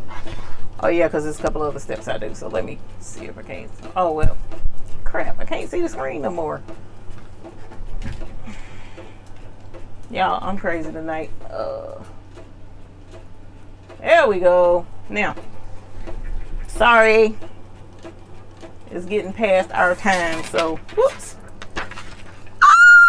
It printed perfectly. All right. So I'm going to tilt you down a little bit if I can get it to cuss unlock. There we go. All right, there we go. Can y'all see a little bit? Let me pull you back. There you go, and y'all can see all my junk pole people, and it's snatched my mic. Y'all seeing all the craziness of me tonight. It's been crazy like this, like I said, for the last 5 days. Okay, there's my Quackins, looking super cute. I could cut this just to not have so much paper. You don't have to, because nothing is going to come off the paper, but I'm going to do it for simplicity. All right, and the other thing I like about this is it's so easy to center, right? So all I'm going to do is fold it in half, and I'm just going to do a little pinch up there, fold it in half, and a little pinch down here so that I'm not creasing it all the way down. And then I line up. Normally what I would do is measure. Now this is only, I don't do this with vinyl or embroidery all the time because it'll take forever to sit here and measure a shirt. But one of the things I'll do, like when I had the 50 shirts, I pulled all the large shirts together, which I think I had 7 large shirts and 10 extra large and like 8 medium and blah blah blah, right? So I got each size separated. I got them by piles and separated by size. And like this would be the large shirts, and I would measure from side to side. Like this would be 18 inches, so I know 9 inches is dead center, which is where the crease line is because this shirt was folded, so I know the crease is right. But after that, for every shirt that I did, if I didn't feel like you know, going through this all over again, I knew that 9 was dead center. So every shirt after that, I, instead of measuring all the way across, I just measure from the side 9 and mark it, boom boom. And I'll use those pins. Miss Bickham was so generous to get for me my heat dissolving pins, and I would put 1 dot there and 1 dot here where it's 9, and move to the next shirt, and I would mark all the shirts in the pile. So that when it's time for me to press the shirts, I don't have to measure, mark, blah blah blah. It's all done. The pile is done, and I do all the large. Then I'll grab the mediums, measure, mark all the mediums to make sure, because for me that particular order was so important. You know, it's a funeral, and there's a lot of people that are going to be there looking at all of these shirts, and if those shirts are off in any way, just because I'm pretty good at eyeballing and keeping stuff straight by eyeball, because I'm OCD about stuff being straight, but that's just not a chance I was willing to take. So that's one tip, one little trick that I do to keep shirts designed straight. But at any rate, so I know this is the center of the shirt, and so I'll line the top crease and the bottom crease with the mark. And this is a tank top, so it's kind of low, so I'm not gonna pull it down from the shirt, from the neckline a whole lot. It's just gonna be about 2 inches maybe from the neckline, roughly. And to make sure that it stays straight, I'm going to put heat tape to tape this in place. All right, so I have heat tape right here, and this is tape, I wouldn't use Scotch tape because it could melt under this high heat, because the heat is 375 if I'm not mistaken, and I'll double check here in a moment. But I just put a little piece of tape up here and a little piece of tape down here just to hold it in place. And I probably should put a couple on the side, because what happens, these polyester shirts flex and flop around so much to keep me from having a straight. Well, no, you know what, I'm gonna show you another thing. Let me not use that. I'll save that for later. Did I drop it? Yeah, I dropped it. Dang nabbit, I'm forever dropping stuff. Hold on, let me grab it. I dropped my board, my free pressing board from the post office. Wasn't that nice of them to give me a board? That was so cool of them. All right, so I'm gonna open the shirt and stick this in the middle while it's laying here. That was so much easier than trying to do a piece of paper. All right, and there she blows. So even with it being straight here, when I pick it up, for the most part, it's still pretty much straight. As far as the shirt up under it, it's easier to keep it smooth up under the image because it's on the board before I take it to the heat press. So now we're gonna spin around, move the TV out the way, and set this on the heat press. And it's cool of y'all to be in here with me. Let me show you. Hopefully y'all can see. No, of course you can't. Boom, there we go. And let's move this to the other side. Give me a little bit more room to work with. All right. And yes, it is $3.75 for 30 seconds. And I don't stretch the shirt at all. Try not to anyways. So I only have the board in the middle, and I have my silicone paper on top. And I'm gonna press Sir McQuackins for 30 seconds, right? And that's that. That's it. As soon as I pull this off and take the paper off, we done. McQuackins is gonna be super cute on my shirt. And I'm gonna get to wear McQuackins out and about. Now, what I think is going to be really cool is combining sublimation with some bling. So that's something I'm looking at doing at some point, and really excited about trying that out. So hopefully you guys will get to see that too. All right, and I probably could have pre-pressed the shirt, but I didn't. This is super hot. Super dang on hot. All right, turn you back around, and I want to peel it this way so that y'all can see. You ready? Look at that. He's still on the paper, but now he's also on the shirt, and it did put still some little ink smudges. I don't know where these ink smudges are coming from, but I'm gonna have to figure that out later. Right now, all I care is him still super cute on my shirt. Move that hot thing out the way. Ta-da-da! It's Sir McQuackins. Him's on a shirt.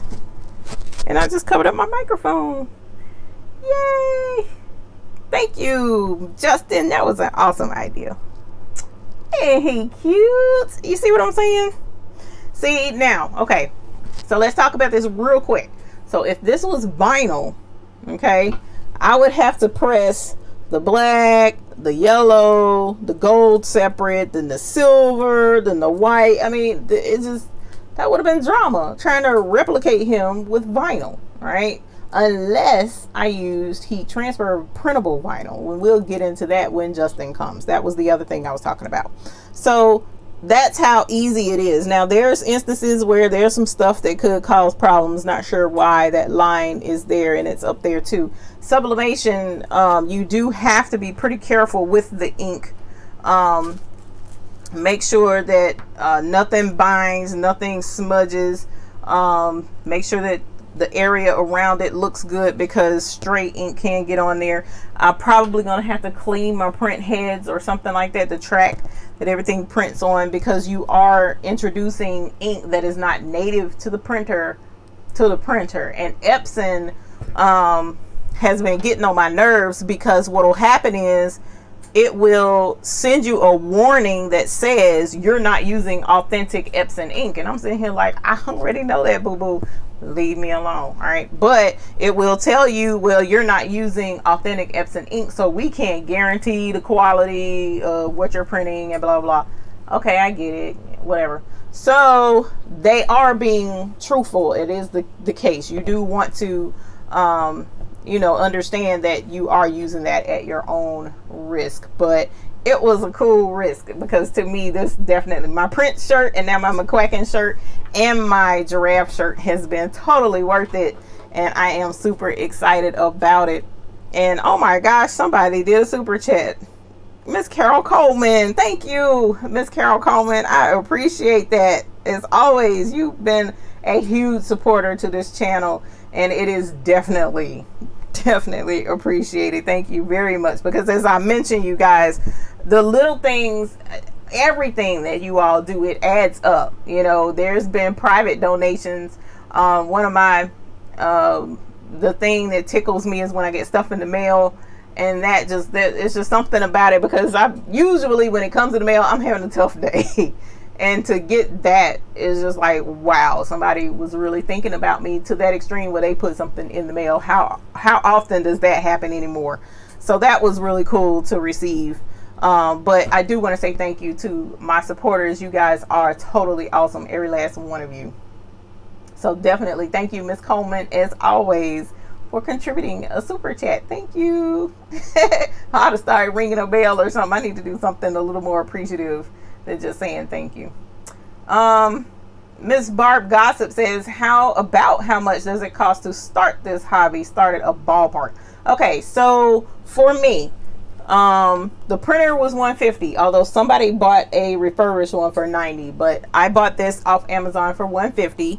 I bought the cartridge system, the continuous ink cartridge system, which is this container here. All right, so it's a container with 4 empty reservoirs, a tube that goes to 4 ink cartridges, because here, I snatched off my mic again, y'all, that's crazy.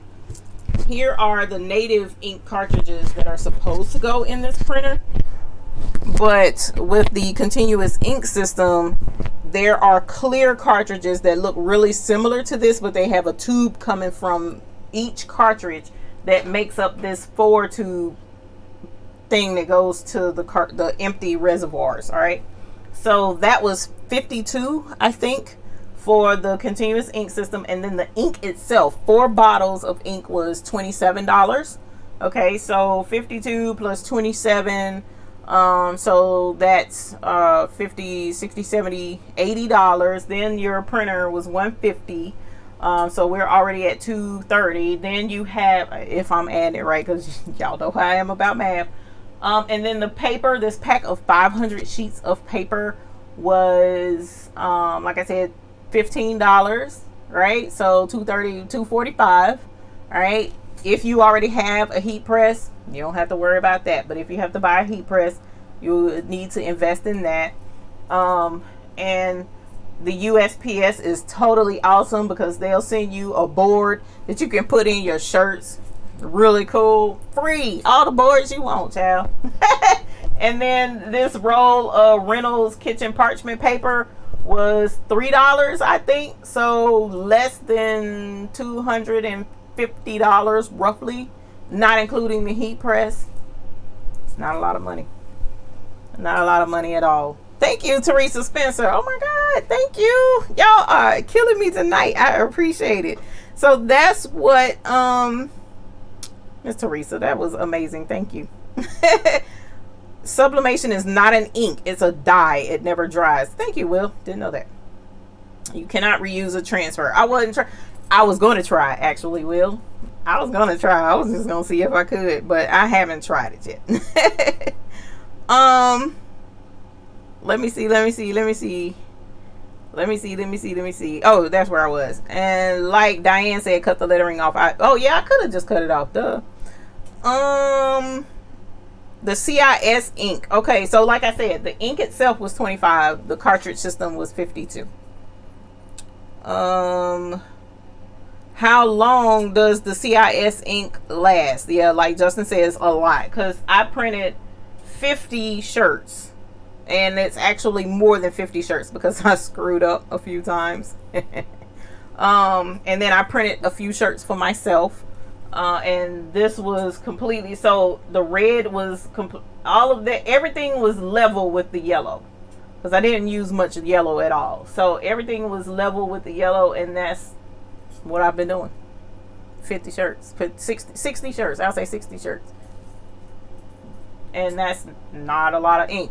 Whereas had I been using them stupid cartridges that came with the printer, I would have been out of ink after 10 shirts, because that's just how trifling they are with the ink. Does the ink dry out? Okay, so like Justin says, it doesn't dry out if you follow the directions. However, what I was told is you really should print something every day, especially if you're using this system. You should print something every day if you're using the continuous ink system, because what will happen is it will kind of like gum up or something, and the ink will dry out or whatever the case may be. So they really suggest that if you buy, that's why I said if you're not going to be doing this a whole lot, then buy the they have a cartridge system that is similar to this, because these are individual cartridges, and it's individual cartridges that you can refill with Sublimation ink. The same company sells them. All right, those, because it's enclosed in these cartridges, the ink doesn't dry out or whatever the case may be the same way it would with this system. I don't know why, but that's the recommendation that I've seen from a lot of places. If you're not going to do a whole lot of sublimation, get these, but still you need to print at least once a week. Whereas with this one, they were saying you need to print probably every day to make sure that it stays flowing like it's supposed to. No issues, no worries. I haven't had it gum up or mess up or anything yet, other than these couple of lines right there, but I've been using it so much over the past few days, I'm not surprised that it's acting monkey a little bit. Why didn't you put the cardboard in before you put the paper on?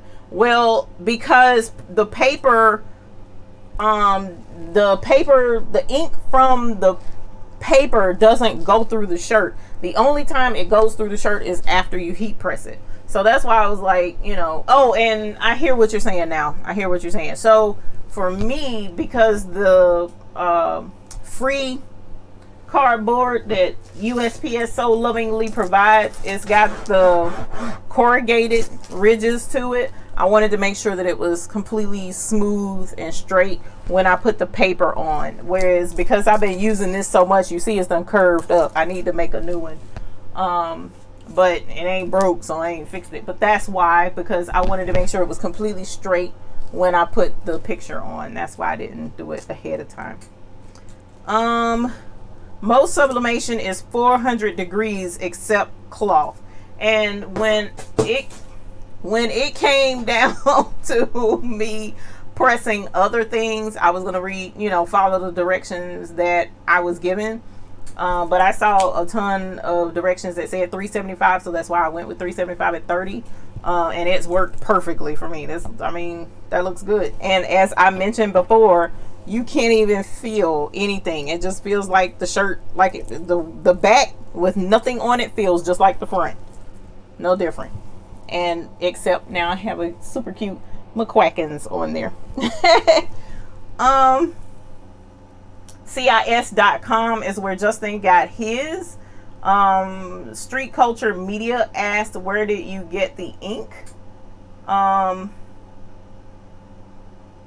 Cuffy says it's $179.99 on Amazon now. I'm assuming it is the printer that you're asking about, Sheila Cuffy. When I got it, it was $149.99. It was $149.99 because the 7720 was $199.99, $50 more.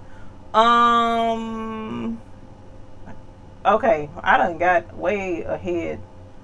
Okay. Bling on that should look sweet. I know. That's gonna be fire once I get that together. I no longer gonna be adding screen printing. Yeah, Will is gonna be doing screen printing. Diane Two Campers, the type of printer that I have, this is the Epson 7710. It's a wide format printer, and it goes to, what did y'all say? 13 by 19, I think is what they told me that I need to write on the machine because I forgot already again. Oh, she asked Will. Okay. And it was another question I saw. I apologize. Thank you, Sheila Cuffy, for letting me know. Kingsbury Crafts, I like your work area. I need to get a swivel seat. Thank you. I got this from Goodwill for $5, I think. Goodwill.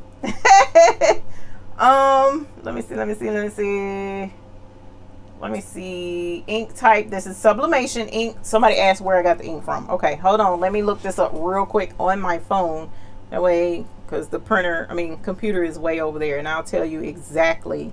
And again, I'm going to link all of this in the description below. It's not down there now because for some reason I didn't think of that ahead of time, or else I would have put it on there.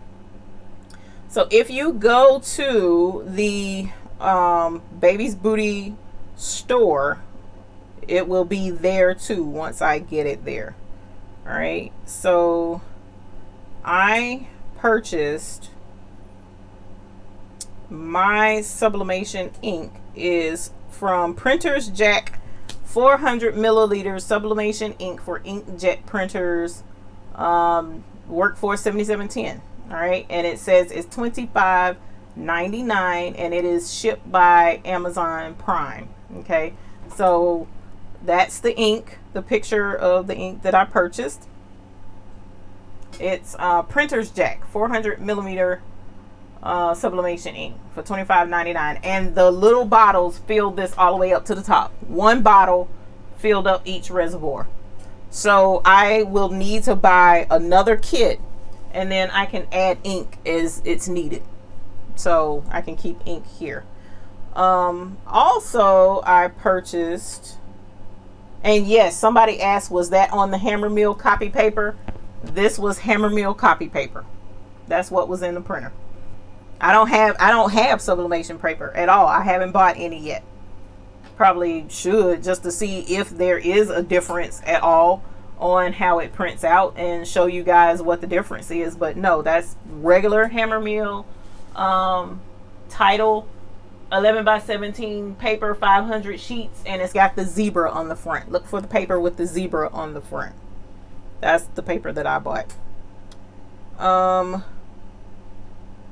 So that was my ink, and the X Pro is what I bought. X Pro 5 empty CISS continuous ink supply system, $52.95.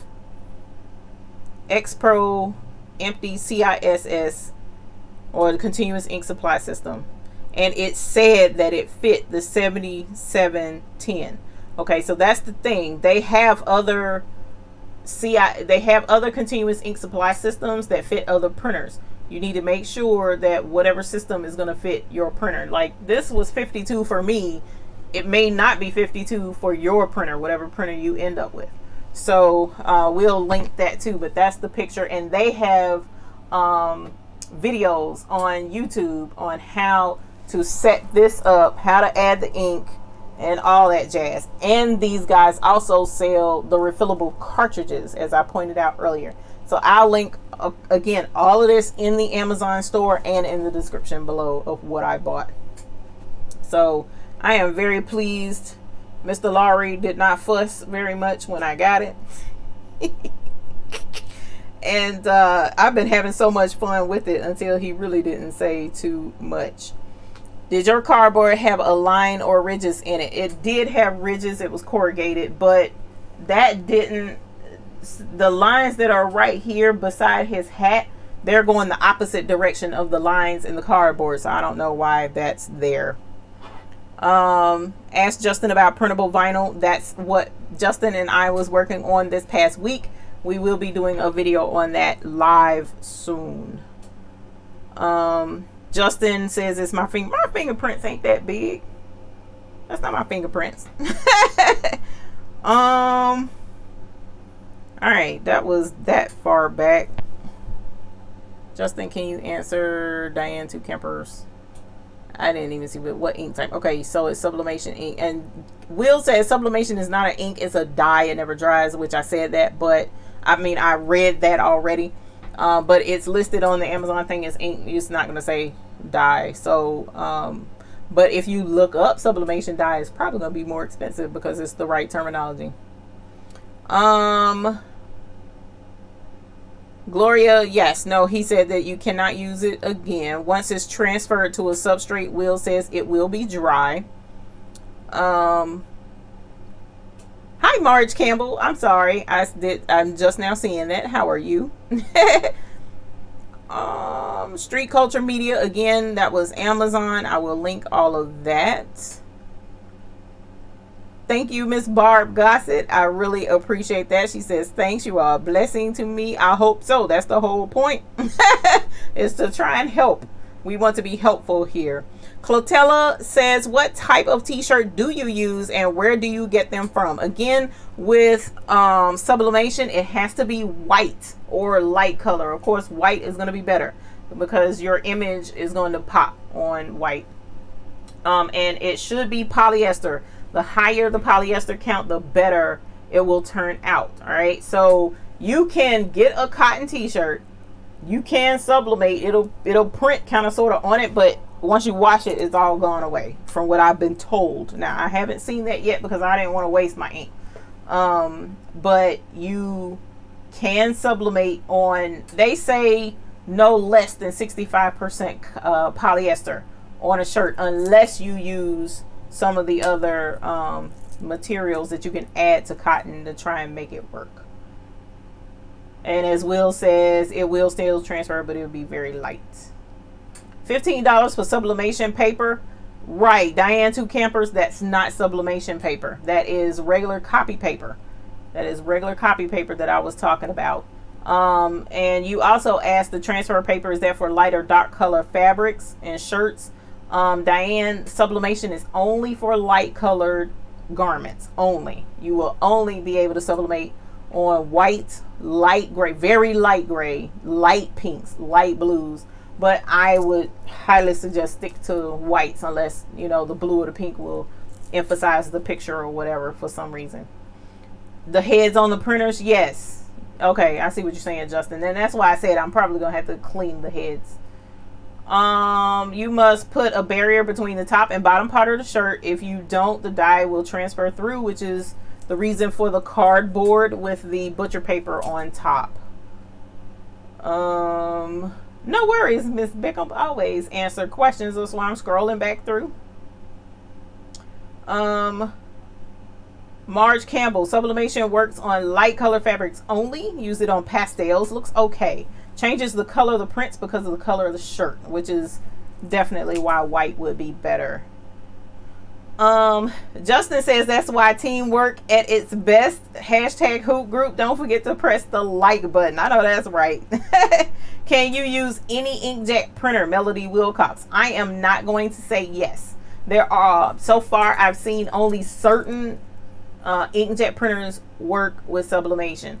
Why? I do not know. I can't answer that question. But what you can do is check out the Ink X Pro on Amazon. and what cartridges they offer, and it will list the printers that you can use those certain cartridges with, because I have seen them feature videos on YouTube for cartridges for other printers other than Epson. So I don't know, I don't remember what those other printers are, because I purchased Epson and probably should have paid that some attention so I could answer that question, but I did not. And hey, Miss Afro Columbia, my love, how are you? Thank you for joining us this evening. I was making a shirt. You like my ducky shirt? I need to make you a shirt and put you something on it. You're going to have to holler at me so we can figure out what we're going to put on your shirt. Mary Peters says, hello, Eve, enjoying your show. Thank you. I appreciate you being here with us this evening. Diane Two Kemper says, now comes the wash testing. Let us know how that shirt washes out. Diane Two Kempers, this shirt is 92% polyester. This is not going to wash out. This is not. Sublimation does not wash out unless this was like 65% polyester. It will lighten a good bit, but not a whole lot. It'll still look pretty good, but it will lighten. But the more polyester you have, the better it'll just stay. So like for instance, these are garden flags. I showed these earlier. I bought garden flags, right? So I intend to put a graduation photo on this for someone. And this is 100% polyester. See, it looks kind of like a dinner napkin because this is just complete polyester, right? So once I press the image of the graduate on here, and it's going to say happy graduation, Justin. So once we print that on there, once we print that on there, then it will not wash out. It won't rain. Nothing is gonna take that out, I guess, unless bleach, and I don't even know if bleach will do it or not. So the sublimation doesn't fade. That's why it's so on and popping right now, because the shirts, you can print literally anything. I don't care what it is. Like I mentioned before, I went and took a picture. Let me see if I can show you my, did I take a picture? I didn't take a picture. Or did I take a picture? I don't think I did. Good night, Will. Thank you for joining Marva Stewart your first time. We appreciate you. Peppermint Sparkly Light, good evening to you as well. Thank you. Let me see if I took a picture, you guys, of the shirt I made. Nope, of course I didn't. I should have brought that shirt. So I took a photograph of my daughter's painting that she painted for me. It's a picture of a giraffe. And I pressed that onto the shirt and it looked amazing. All of the colors, everything. I mean, it was a photograph of a painting and pressed. That's it. I don't care what picture you find out there. If it can be printed on a printer, it can be pressed onto the shirt. Do you not understand the majorness of that? There's just the customization for customers, right? So that's where the thing is. Just like with this flag, to actually be able to put a picture of your child that's graduating and say it's happy graduation or congratulations graduate or whatever, and press it. You know how much you could probably sell flags like this for the proud parents who have a kid that's graduating and want the whole world to know, and they put this garden flag out in front of their home. I've seen, if you are on Facebook, there have been ads out there for the big huge banners that go hang, people will hang them over their garage doors. There's a big banner with the graduate on it. Same principle is sublimation. Sublimation can be, if you have a heat press big enough, you can do it. And that's why sublimation is taking the custom garment industry by storm right now. It really is. Because it's just, you print it and you press it and go on about your business. That's I can't get it. I'm just super excited. And it's not just shirts. You're talking about mugs, you're talking about plates, you're talking about glass, you're talking about aluminum. My husband bought a picture he had made for himself, but it was of me, and it's a picture on aluminum. Gorgeous. It is beautiful. You're talking about dog chains, you're talking about key chains, you're talking about, I've seen business card holders, license plate, vanity plates. If you go to dyetrends.com, the list, you will be on there for a good hour scrolling through that list of all the things you can sublimate on and customize. And that is why I added it to my studio. So, y'all, it is 10 o'clock here. Oh my God, I did not plan to be on here 2 hours. But I do definitely appreciate y'all hanging out with me, sublimating a shirt with me, letting me tell you about my journey into getting into sublimation. Open house flags, Miss Bickham, that is an amazing idea. Perfect. And where did I get the flag blanks from? Amazon. I get so much stuff from Amazon, it's crazy. So I'll link that too. That came from Amazon. So it is awesome. You guys will enjoy it.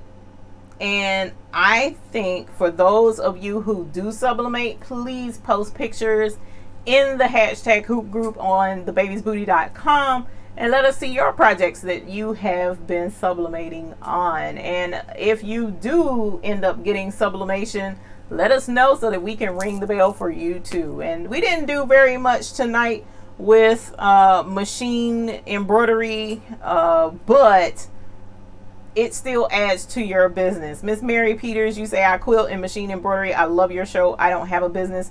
And you don't have to. You really don't have to. It's okay.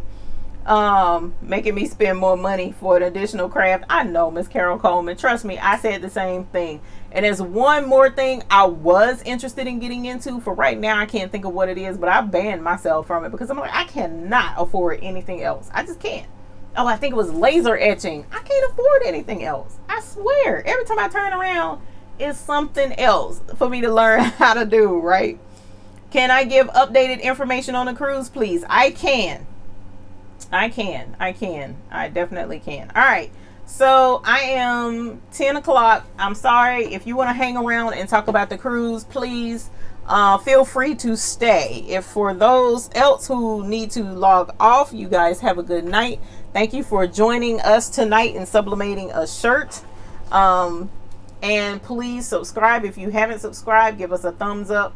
If you enjoyed sublimating with me tonight, I definitely appreciate it. You can join the Hoop Group as you see below at thehoopgroup.com. Now, for those of you who are interested in the cruise that we have, we are doing a custom craft cruise. We may have to add sublimation. Because that is not a part of the classes. But I mean, heck, how much is it really to teach? But there are going to be bling classes, Cricut classes, brother scanning cut classes, silhouette classes, embrilliance classes, business education classes, possibly screen print classes. Not 100% sure about that. We did have a request for soap making.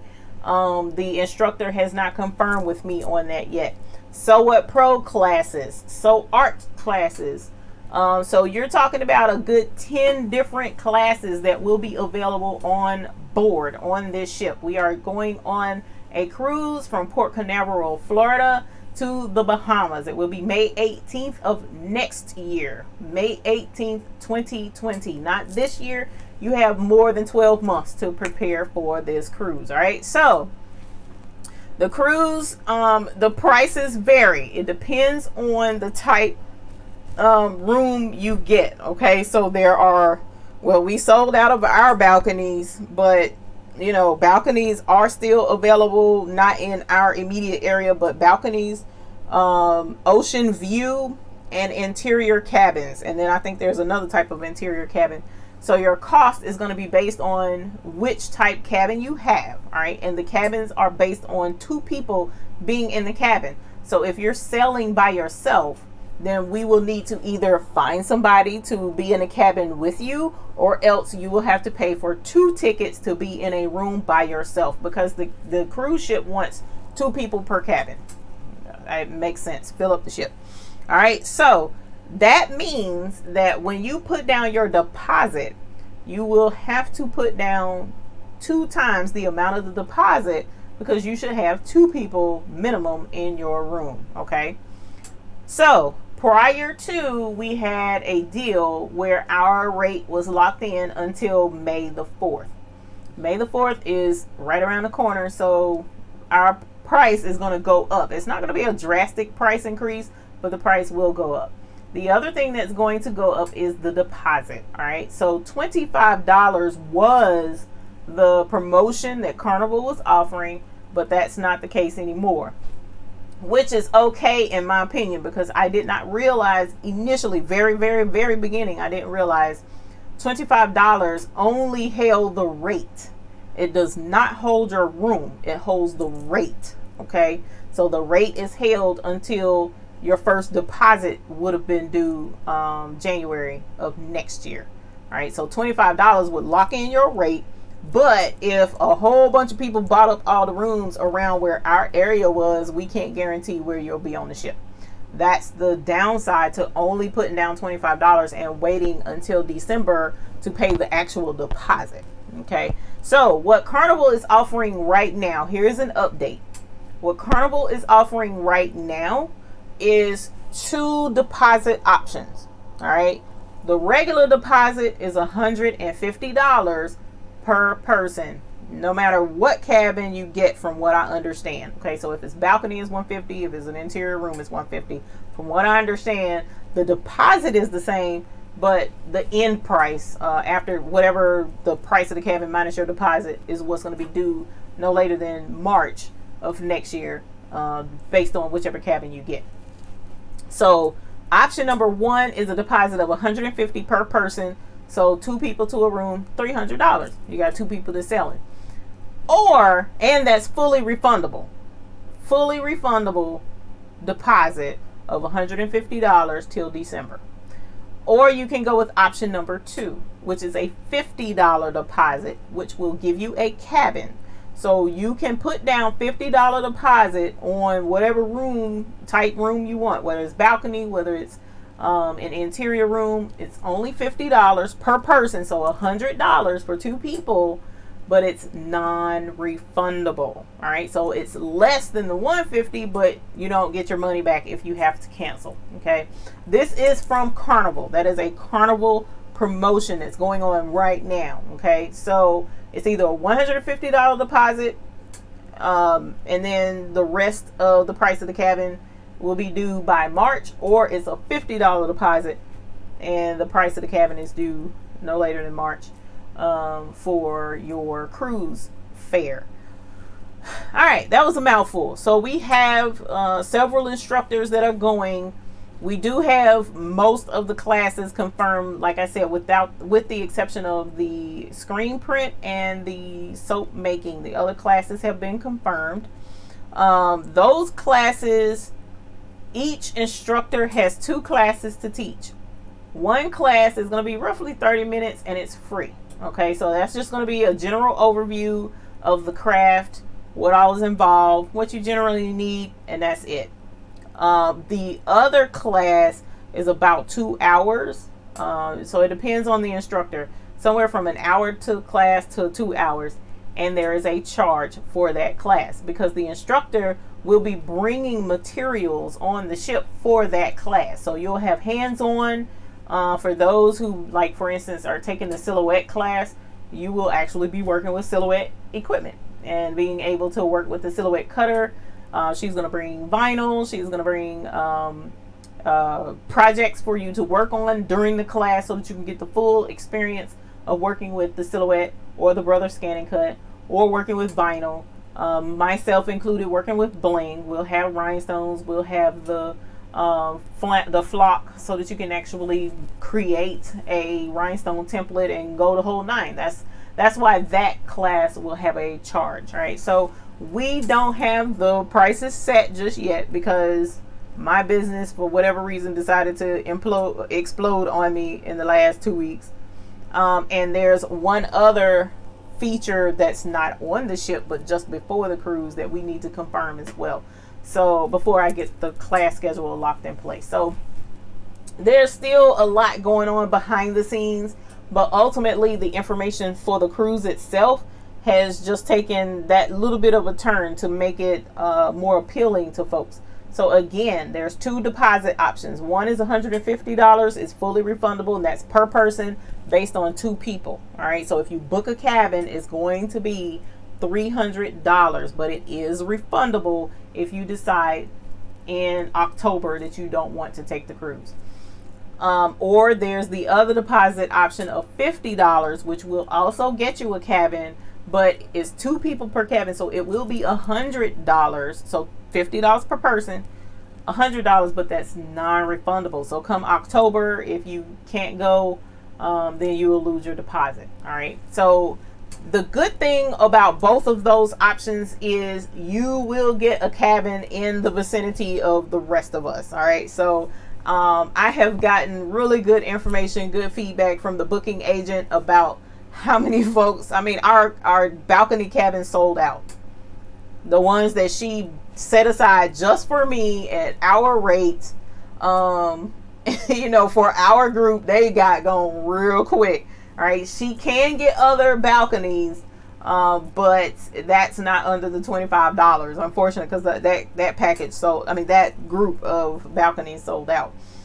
We also have more interior cabins under that package. We also have in Ocean View under that package. We have a whole family that's selling with us. Some coming from up north and some coming from down south, and they're going to come and sail. They chose to sail as the Custom Craft Cruise, and I'm just so excited. I'm flabbergasted at the overwhelming response of folks that have decided to come and sail with us on this craft cruise. So I am definitely looking forward to hanging out with all of you. We're going to have some get-togethers on board. It's just going to be a lot of fun. We're going to have a really good time, and I hope as many of you as possibly can join us. If not, what we're trying to also do is put together something real simple, either just before the cruise or just after the cruise in Florida. All right, so since a lot of you will be flying in or traveling to Florida the day before, quite possibly the day before the cruise, then why not we get together and hang out for a little bit, take some pictures with each other, have a good time, meet each other in person, and you know, just have a really good time for those who can't sail, you know. So we're trying to see, we already have a hotel set aside that we can use to get all of this taken care of. So I'm really excited, and there's going to be more information about that coming down the pipes here soon. Again, I'm sorry to not really be more transparent with some of that information, but you're talking about over 12 months at this point, right at 12 months. And, you know, making plans this far in advance can be, you know, a little, because I have one person who was like, that's just too far in advance to really guarantee that they'll be available. So, which is completely understandable. And I'm not, you know, hot about that in the least little bit. So let me check and make sure no one has questions. Someone did ask about jewelry making. I have one person who might be able to do a jewelry making class. I haven't even approached her about it. She does do jewelry making, but she's selling with us anyway, you know, so it would be cool to see if maybe she can do the jewelry making class.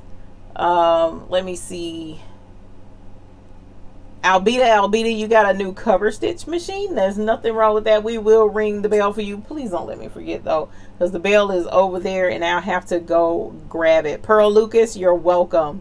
Peppermint Sparkly, oh, she says, learned a lot tonight, didn't know about this. Thanks. You're welcome, Pearl Lucas. Peppermint Sparkly Life says, I finally used your embroidery machine a month ago. I've had it almost years. Woohoo! What software should you buy? I always suggest Sew What Pro. Sew What Pro is an excellent, excuse me, I dropped my mic again. An excellent first time embroidery machine. It's inexpensive. That's what I generally suggest. There's also Embrilliance available. But Sew What Pro is so super friendly, and I have videos teaching how to use it. And it's an excellent machine. There is a link to Sew What Pro in the description below, and there's a trial, a 30-day trial. So if you want to give it a shot, you definitely can. And then check out the video that I have online that says using the Sew What Pro demo version and how that works. Tanisha, thank you. Great show, she says. I appreciate that. Sandra Clements also says, thanks, this was fun. Thank you.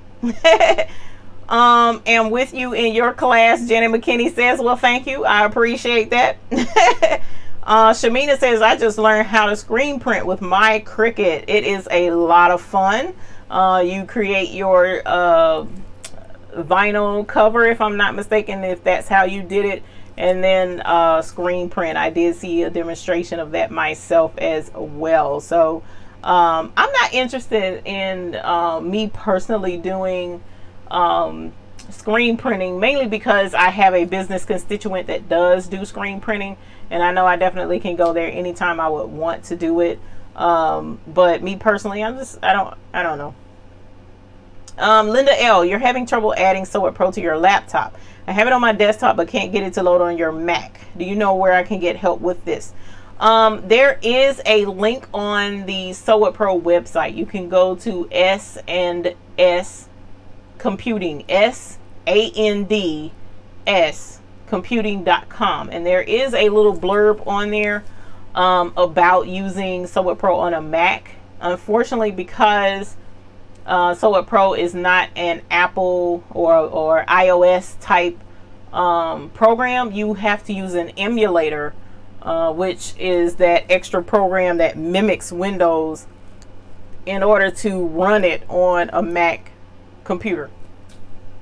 I don't know, me personally, anyone who has it on a Mac. I know people who have it on a Mac and run it, but I don't know them myself personally where I can call them up and say, hey, check this person out. But what I can tell you is there is a group on Facebook called So Help Me with Sew It Pro. I'm in that group on Facebook as well.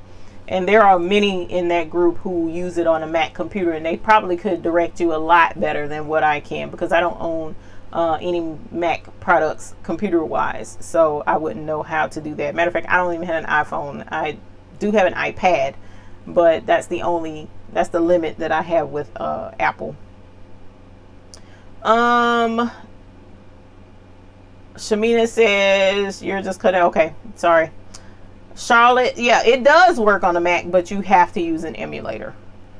Carol Coleman, when will we know how much we have to pay for each class? When I confirm with each instructor how much they need in order to provide materials for the class. All right, so each class will have no more than 25 people per class. So when I put this schedule out, I will definitely let everybody know ahead of time. I'll know when that class is going to go, when I'm going to put that live.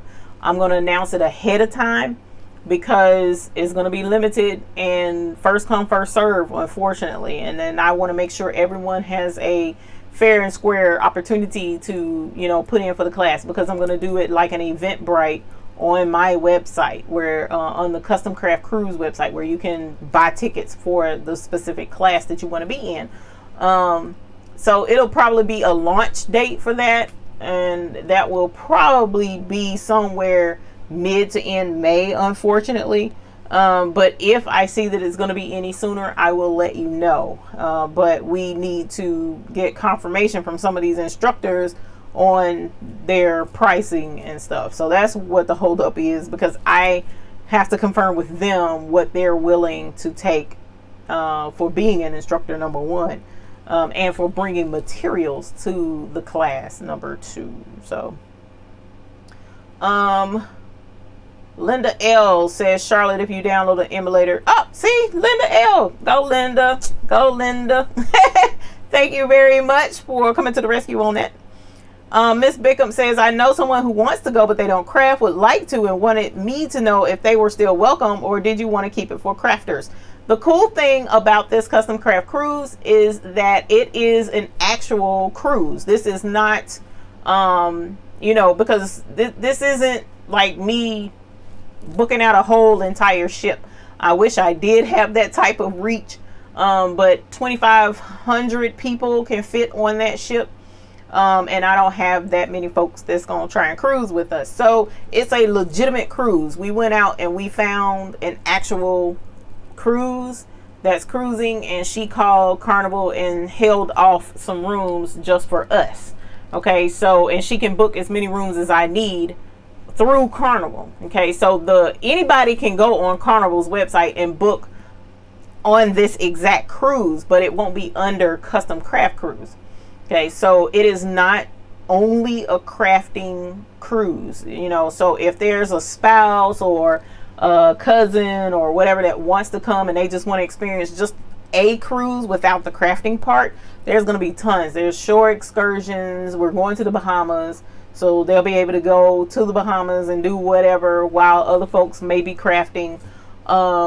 There's also all the stuff that they do on a ship regularly, from theater productions to movies, I'm sure, and all of that jazz. So yeah, it's a legit cruise. It's just that we are going to be offering something extra on a regular cruise, and that's only up to the person to take advantage of. Even for those of you who want to join the cruise, you don't have to take classes at all. You can come and just be a part of the experience and hang out with the rest of us. You know, there's no, you know, I'm not going to be mad if you come on a cruise and don't go and take a class. That's not how this works. I wanted us to have something to get together and have fun, but I also wanted it to be educational and give it just a little bit something extra. So that's why the classes are there. So yes, anyone is welcome to come on this cruise, you know, as long as, you know, they're nice and they get along with folk. Come on board. Just don't cause us no problems on the ship. Don't cause us no problems on the ship. That's all we ask. But for the most part, anybody can come. Good night, Miss Barbara Nance. Thank you for being with us this evening. Angelia Baker says, should I go ahead and download the demo now and then set up my machine, or after I set up my machine? You can do it before you set up your machine, and that way you can see how the program works, because they're kind of independent of each other in a way. It's kind of like you have a printer over here, but you do all of your graphic work and design and stuff on the computer, and then you print it out, because you know how it's going to look when it prints out for the most part. So it's separate. You can do that ahead of time. Carme J, good night, my love. Thank you for being here. I appreciate you. Peppermint Sparkly Life says, if I can go, I would be happy to help with soap making, altered art paper crafts, sewing, reborn doll making, if I get it all down. Man, that's a lot. With the soap making, I will confer with the soap making instructor who volunteered and see what she has to say. Altered art paper crafts and sewing and reborn doll making, those are awesome. If we have room in the class schedule, you're more than welcome to teach that. The thing is, the class schedule, because the other thing about the cruise is it's 4 nights. All right, so we sail out Monday evening, well, Monday afternoon. Now they bumped the time of the cruise back, so we leave out Monday afternoon and come back Friday morning. So we only have Tuesday, which will be we'll be docked at the Bahamas on Tuesday. Wednesday, which will be at the private island on Wednesday, docked there, and Thursday we'll be out to sea all day. So we won't be docked anywhere. So Thursday is an excellent day for classes, because nobody's gonna have anywhere to get off on the ship and go. So most of the day Thursday is going to be classes, from what I'm gathering from some of the instructors. One instructor will be having her class Monday night. She wants her class the first night so that she can experience the other stuff, the island and all of that jazz. So but we definitely will see if we can't make room for some other stuff. See if we got some interest in reborn doll making or altered art paper crafts or sewing. That would be cool. Carme J say, you got a 16 by 20 heat press and a Cameo 3 in February. Haven't used my heat press as of yet. Well, the heat press is awesome sauce, so please definitely get that done. Now, I need to ring the bell for a couple of folks, but I need to go back and see who the first person was that I needed to ring the bell for, because I don't want to be rude and not ring it. But we definitely want to ring the bell for your heat press and your Cameo 3. Wait a minute, ring it right. Congratulations, Carmi Day. We appreciate you letting us know about your heat press and your silhouette. A little bit jealous. I'm going to get one as well. Not sure exactly when, but I will be getting a silhouette changing over from Cricut really soon. I'm moving that so that I can get to it better. So congratulations, my dear. You have fun with your heat press and your silhouette. It is a lot of fun. Peppermint Sparkly Life. What is the total of the cruise? I can't give you that information. That's going to depend on which cabin you end up with. Okay, so the minimum for the cruise, from what I understand, is 480 or something. I don't think it's 480. I don't have that information because you would have to pick your cabin. So the interior cabins are cheaper or more affordable than the balcony cabins. Okay, so it's going to depend on what type cabin you choose, and I don't have them memorized. Especially after May 4th, the prices of them are going to go up. So we have a special rate held in for us until May the 4th. After May the 4th, the rate goes up. So I don't know what the rate actually is. I apologize. I was pretty sure I was giving them correct info, but they wanted me to ask you to be sure. No worries. Thank you for asking to confirm. And I actually need to put that on the frequently asked questions on the website for customcraftcruise.com. I really do need to put that on there. And we have a Facebook page as well, so you can go there for updates too. Felicia Storm, hello, late but here. No worries. Thank you for joining us a little bit late. We always appreciate you coming in and joining us, so thank you for being here. Justin says you're gonna have super fun. I darn sure am. I'm so excited. I don't know what to do with myself. So I am excited. Will you have several of the same classes or just one chance at each class? One chance at each class. One chance at each class, unfortunately, because we are limited on days that classes are available. It's such a short cruise that we really don't have the time to add more classes to the schedule. Now, if there is a huge demand for a specific class, like for instance, if for whatever reason the Sew Up Pro class, 25 spots, and folks are like, book that all the way out, and I got another 25 people sitting on here that are pouting and mad and ready with their money, and like, we want in this class right now, then I might do another class. But my thing is, I'm gonna have to fit that class in somewhere during a time where a person, like, I can't put it around dinner time. That would kind of suck, because when are you gonna eat?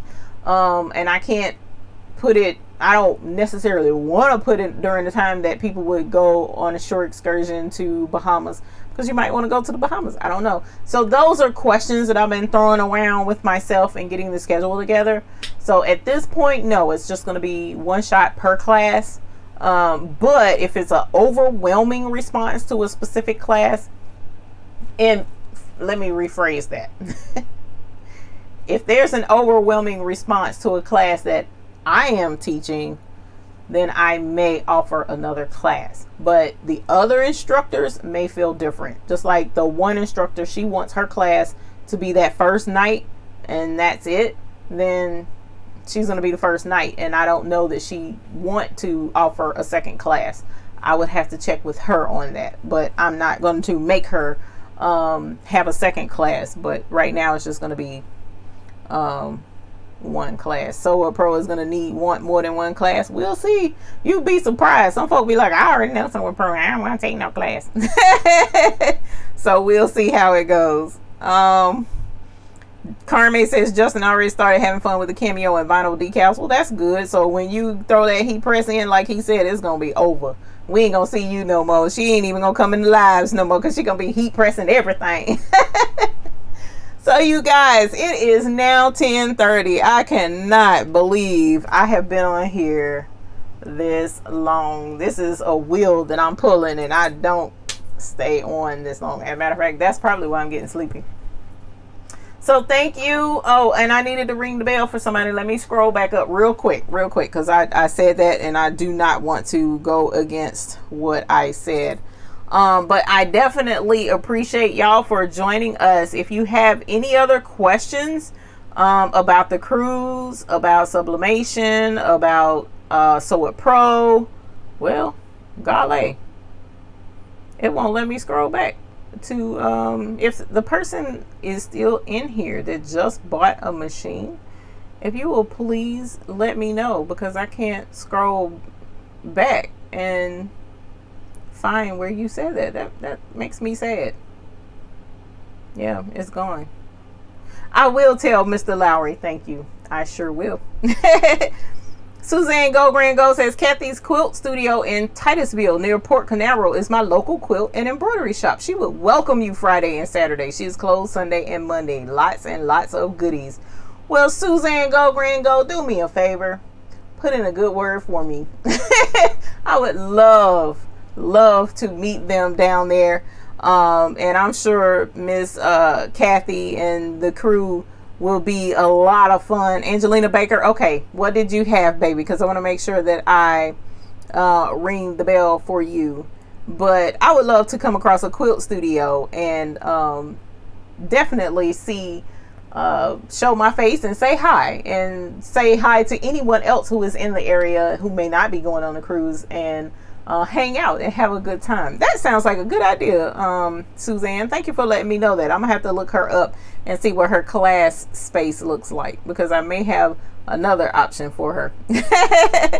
Linda L, hope you have a good night. Thank you, all your help and much appreciated. Happy stitching. Well, happy embroidering to you as well, and everyone else. And Albita, yes, it was Albita. What did you have? Oh my gosh, look at all these folks. Street Culture Media, you bought your 7710 earlier today and happened to run across your video. Come on, Bill, you tripping. Y'all, look, my dang bell thing got stuck. There we go. Congratulations on your 7710 Street Culture. Congratulations. Tanisha says, I got a Brother Quattro 2 Innovis 6700D named Lola. Well, congratulations to Lola. Welcome, Lola, to the embroidery family. Congratulations, ma'am. Albito, the cover stitch machine. That's right, cover stitch machine to make your own t-shirts.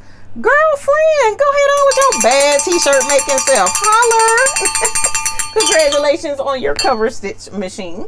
And Angelina Baker got a 625 embroidery machine. Now that's awesome.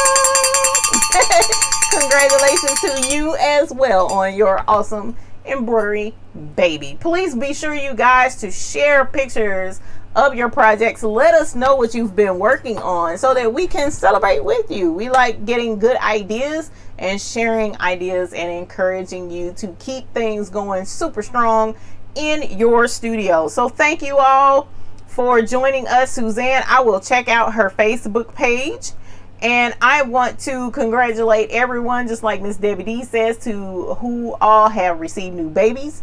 Thank you for hanging out with me for 2.5 hours. I can't believe it. That's probably why my throat is sore. And I look forward to the video coming up this week on embroidering garden flags. I have some really cute garden flags that we're going to be embroidering this week, and I'm super excited about it. So I look forward to sharing that video with you. Look forward to seeing you all again next week. Same place, same time, 8 p.m. Eastern Standard Time here at the Baby's Booty Studios. Will is also on Friday nights at 8 p.m. as well. And if you have any other questions, please drop me an email. I'm more than happy to answer your questions. Hit the like button for me. Subscribe if you haven't. And until the next time I see you, let's hope you have happy embroidering. So say bye to Sir McQuackins, because I'm going to wear my shirt tomorrow and I'm going to be cute. Sublimation at its finest. Good night, y'all. Bye. I got to log out. Ooh, all the way back over here. Let me scooch. Okay, now. Bye.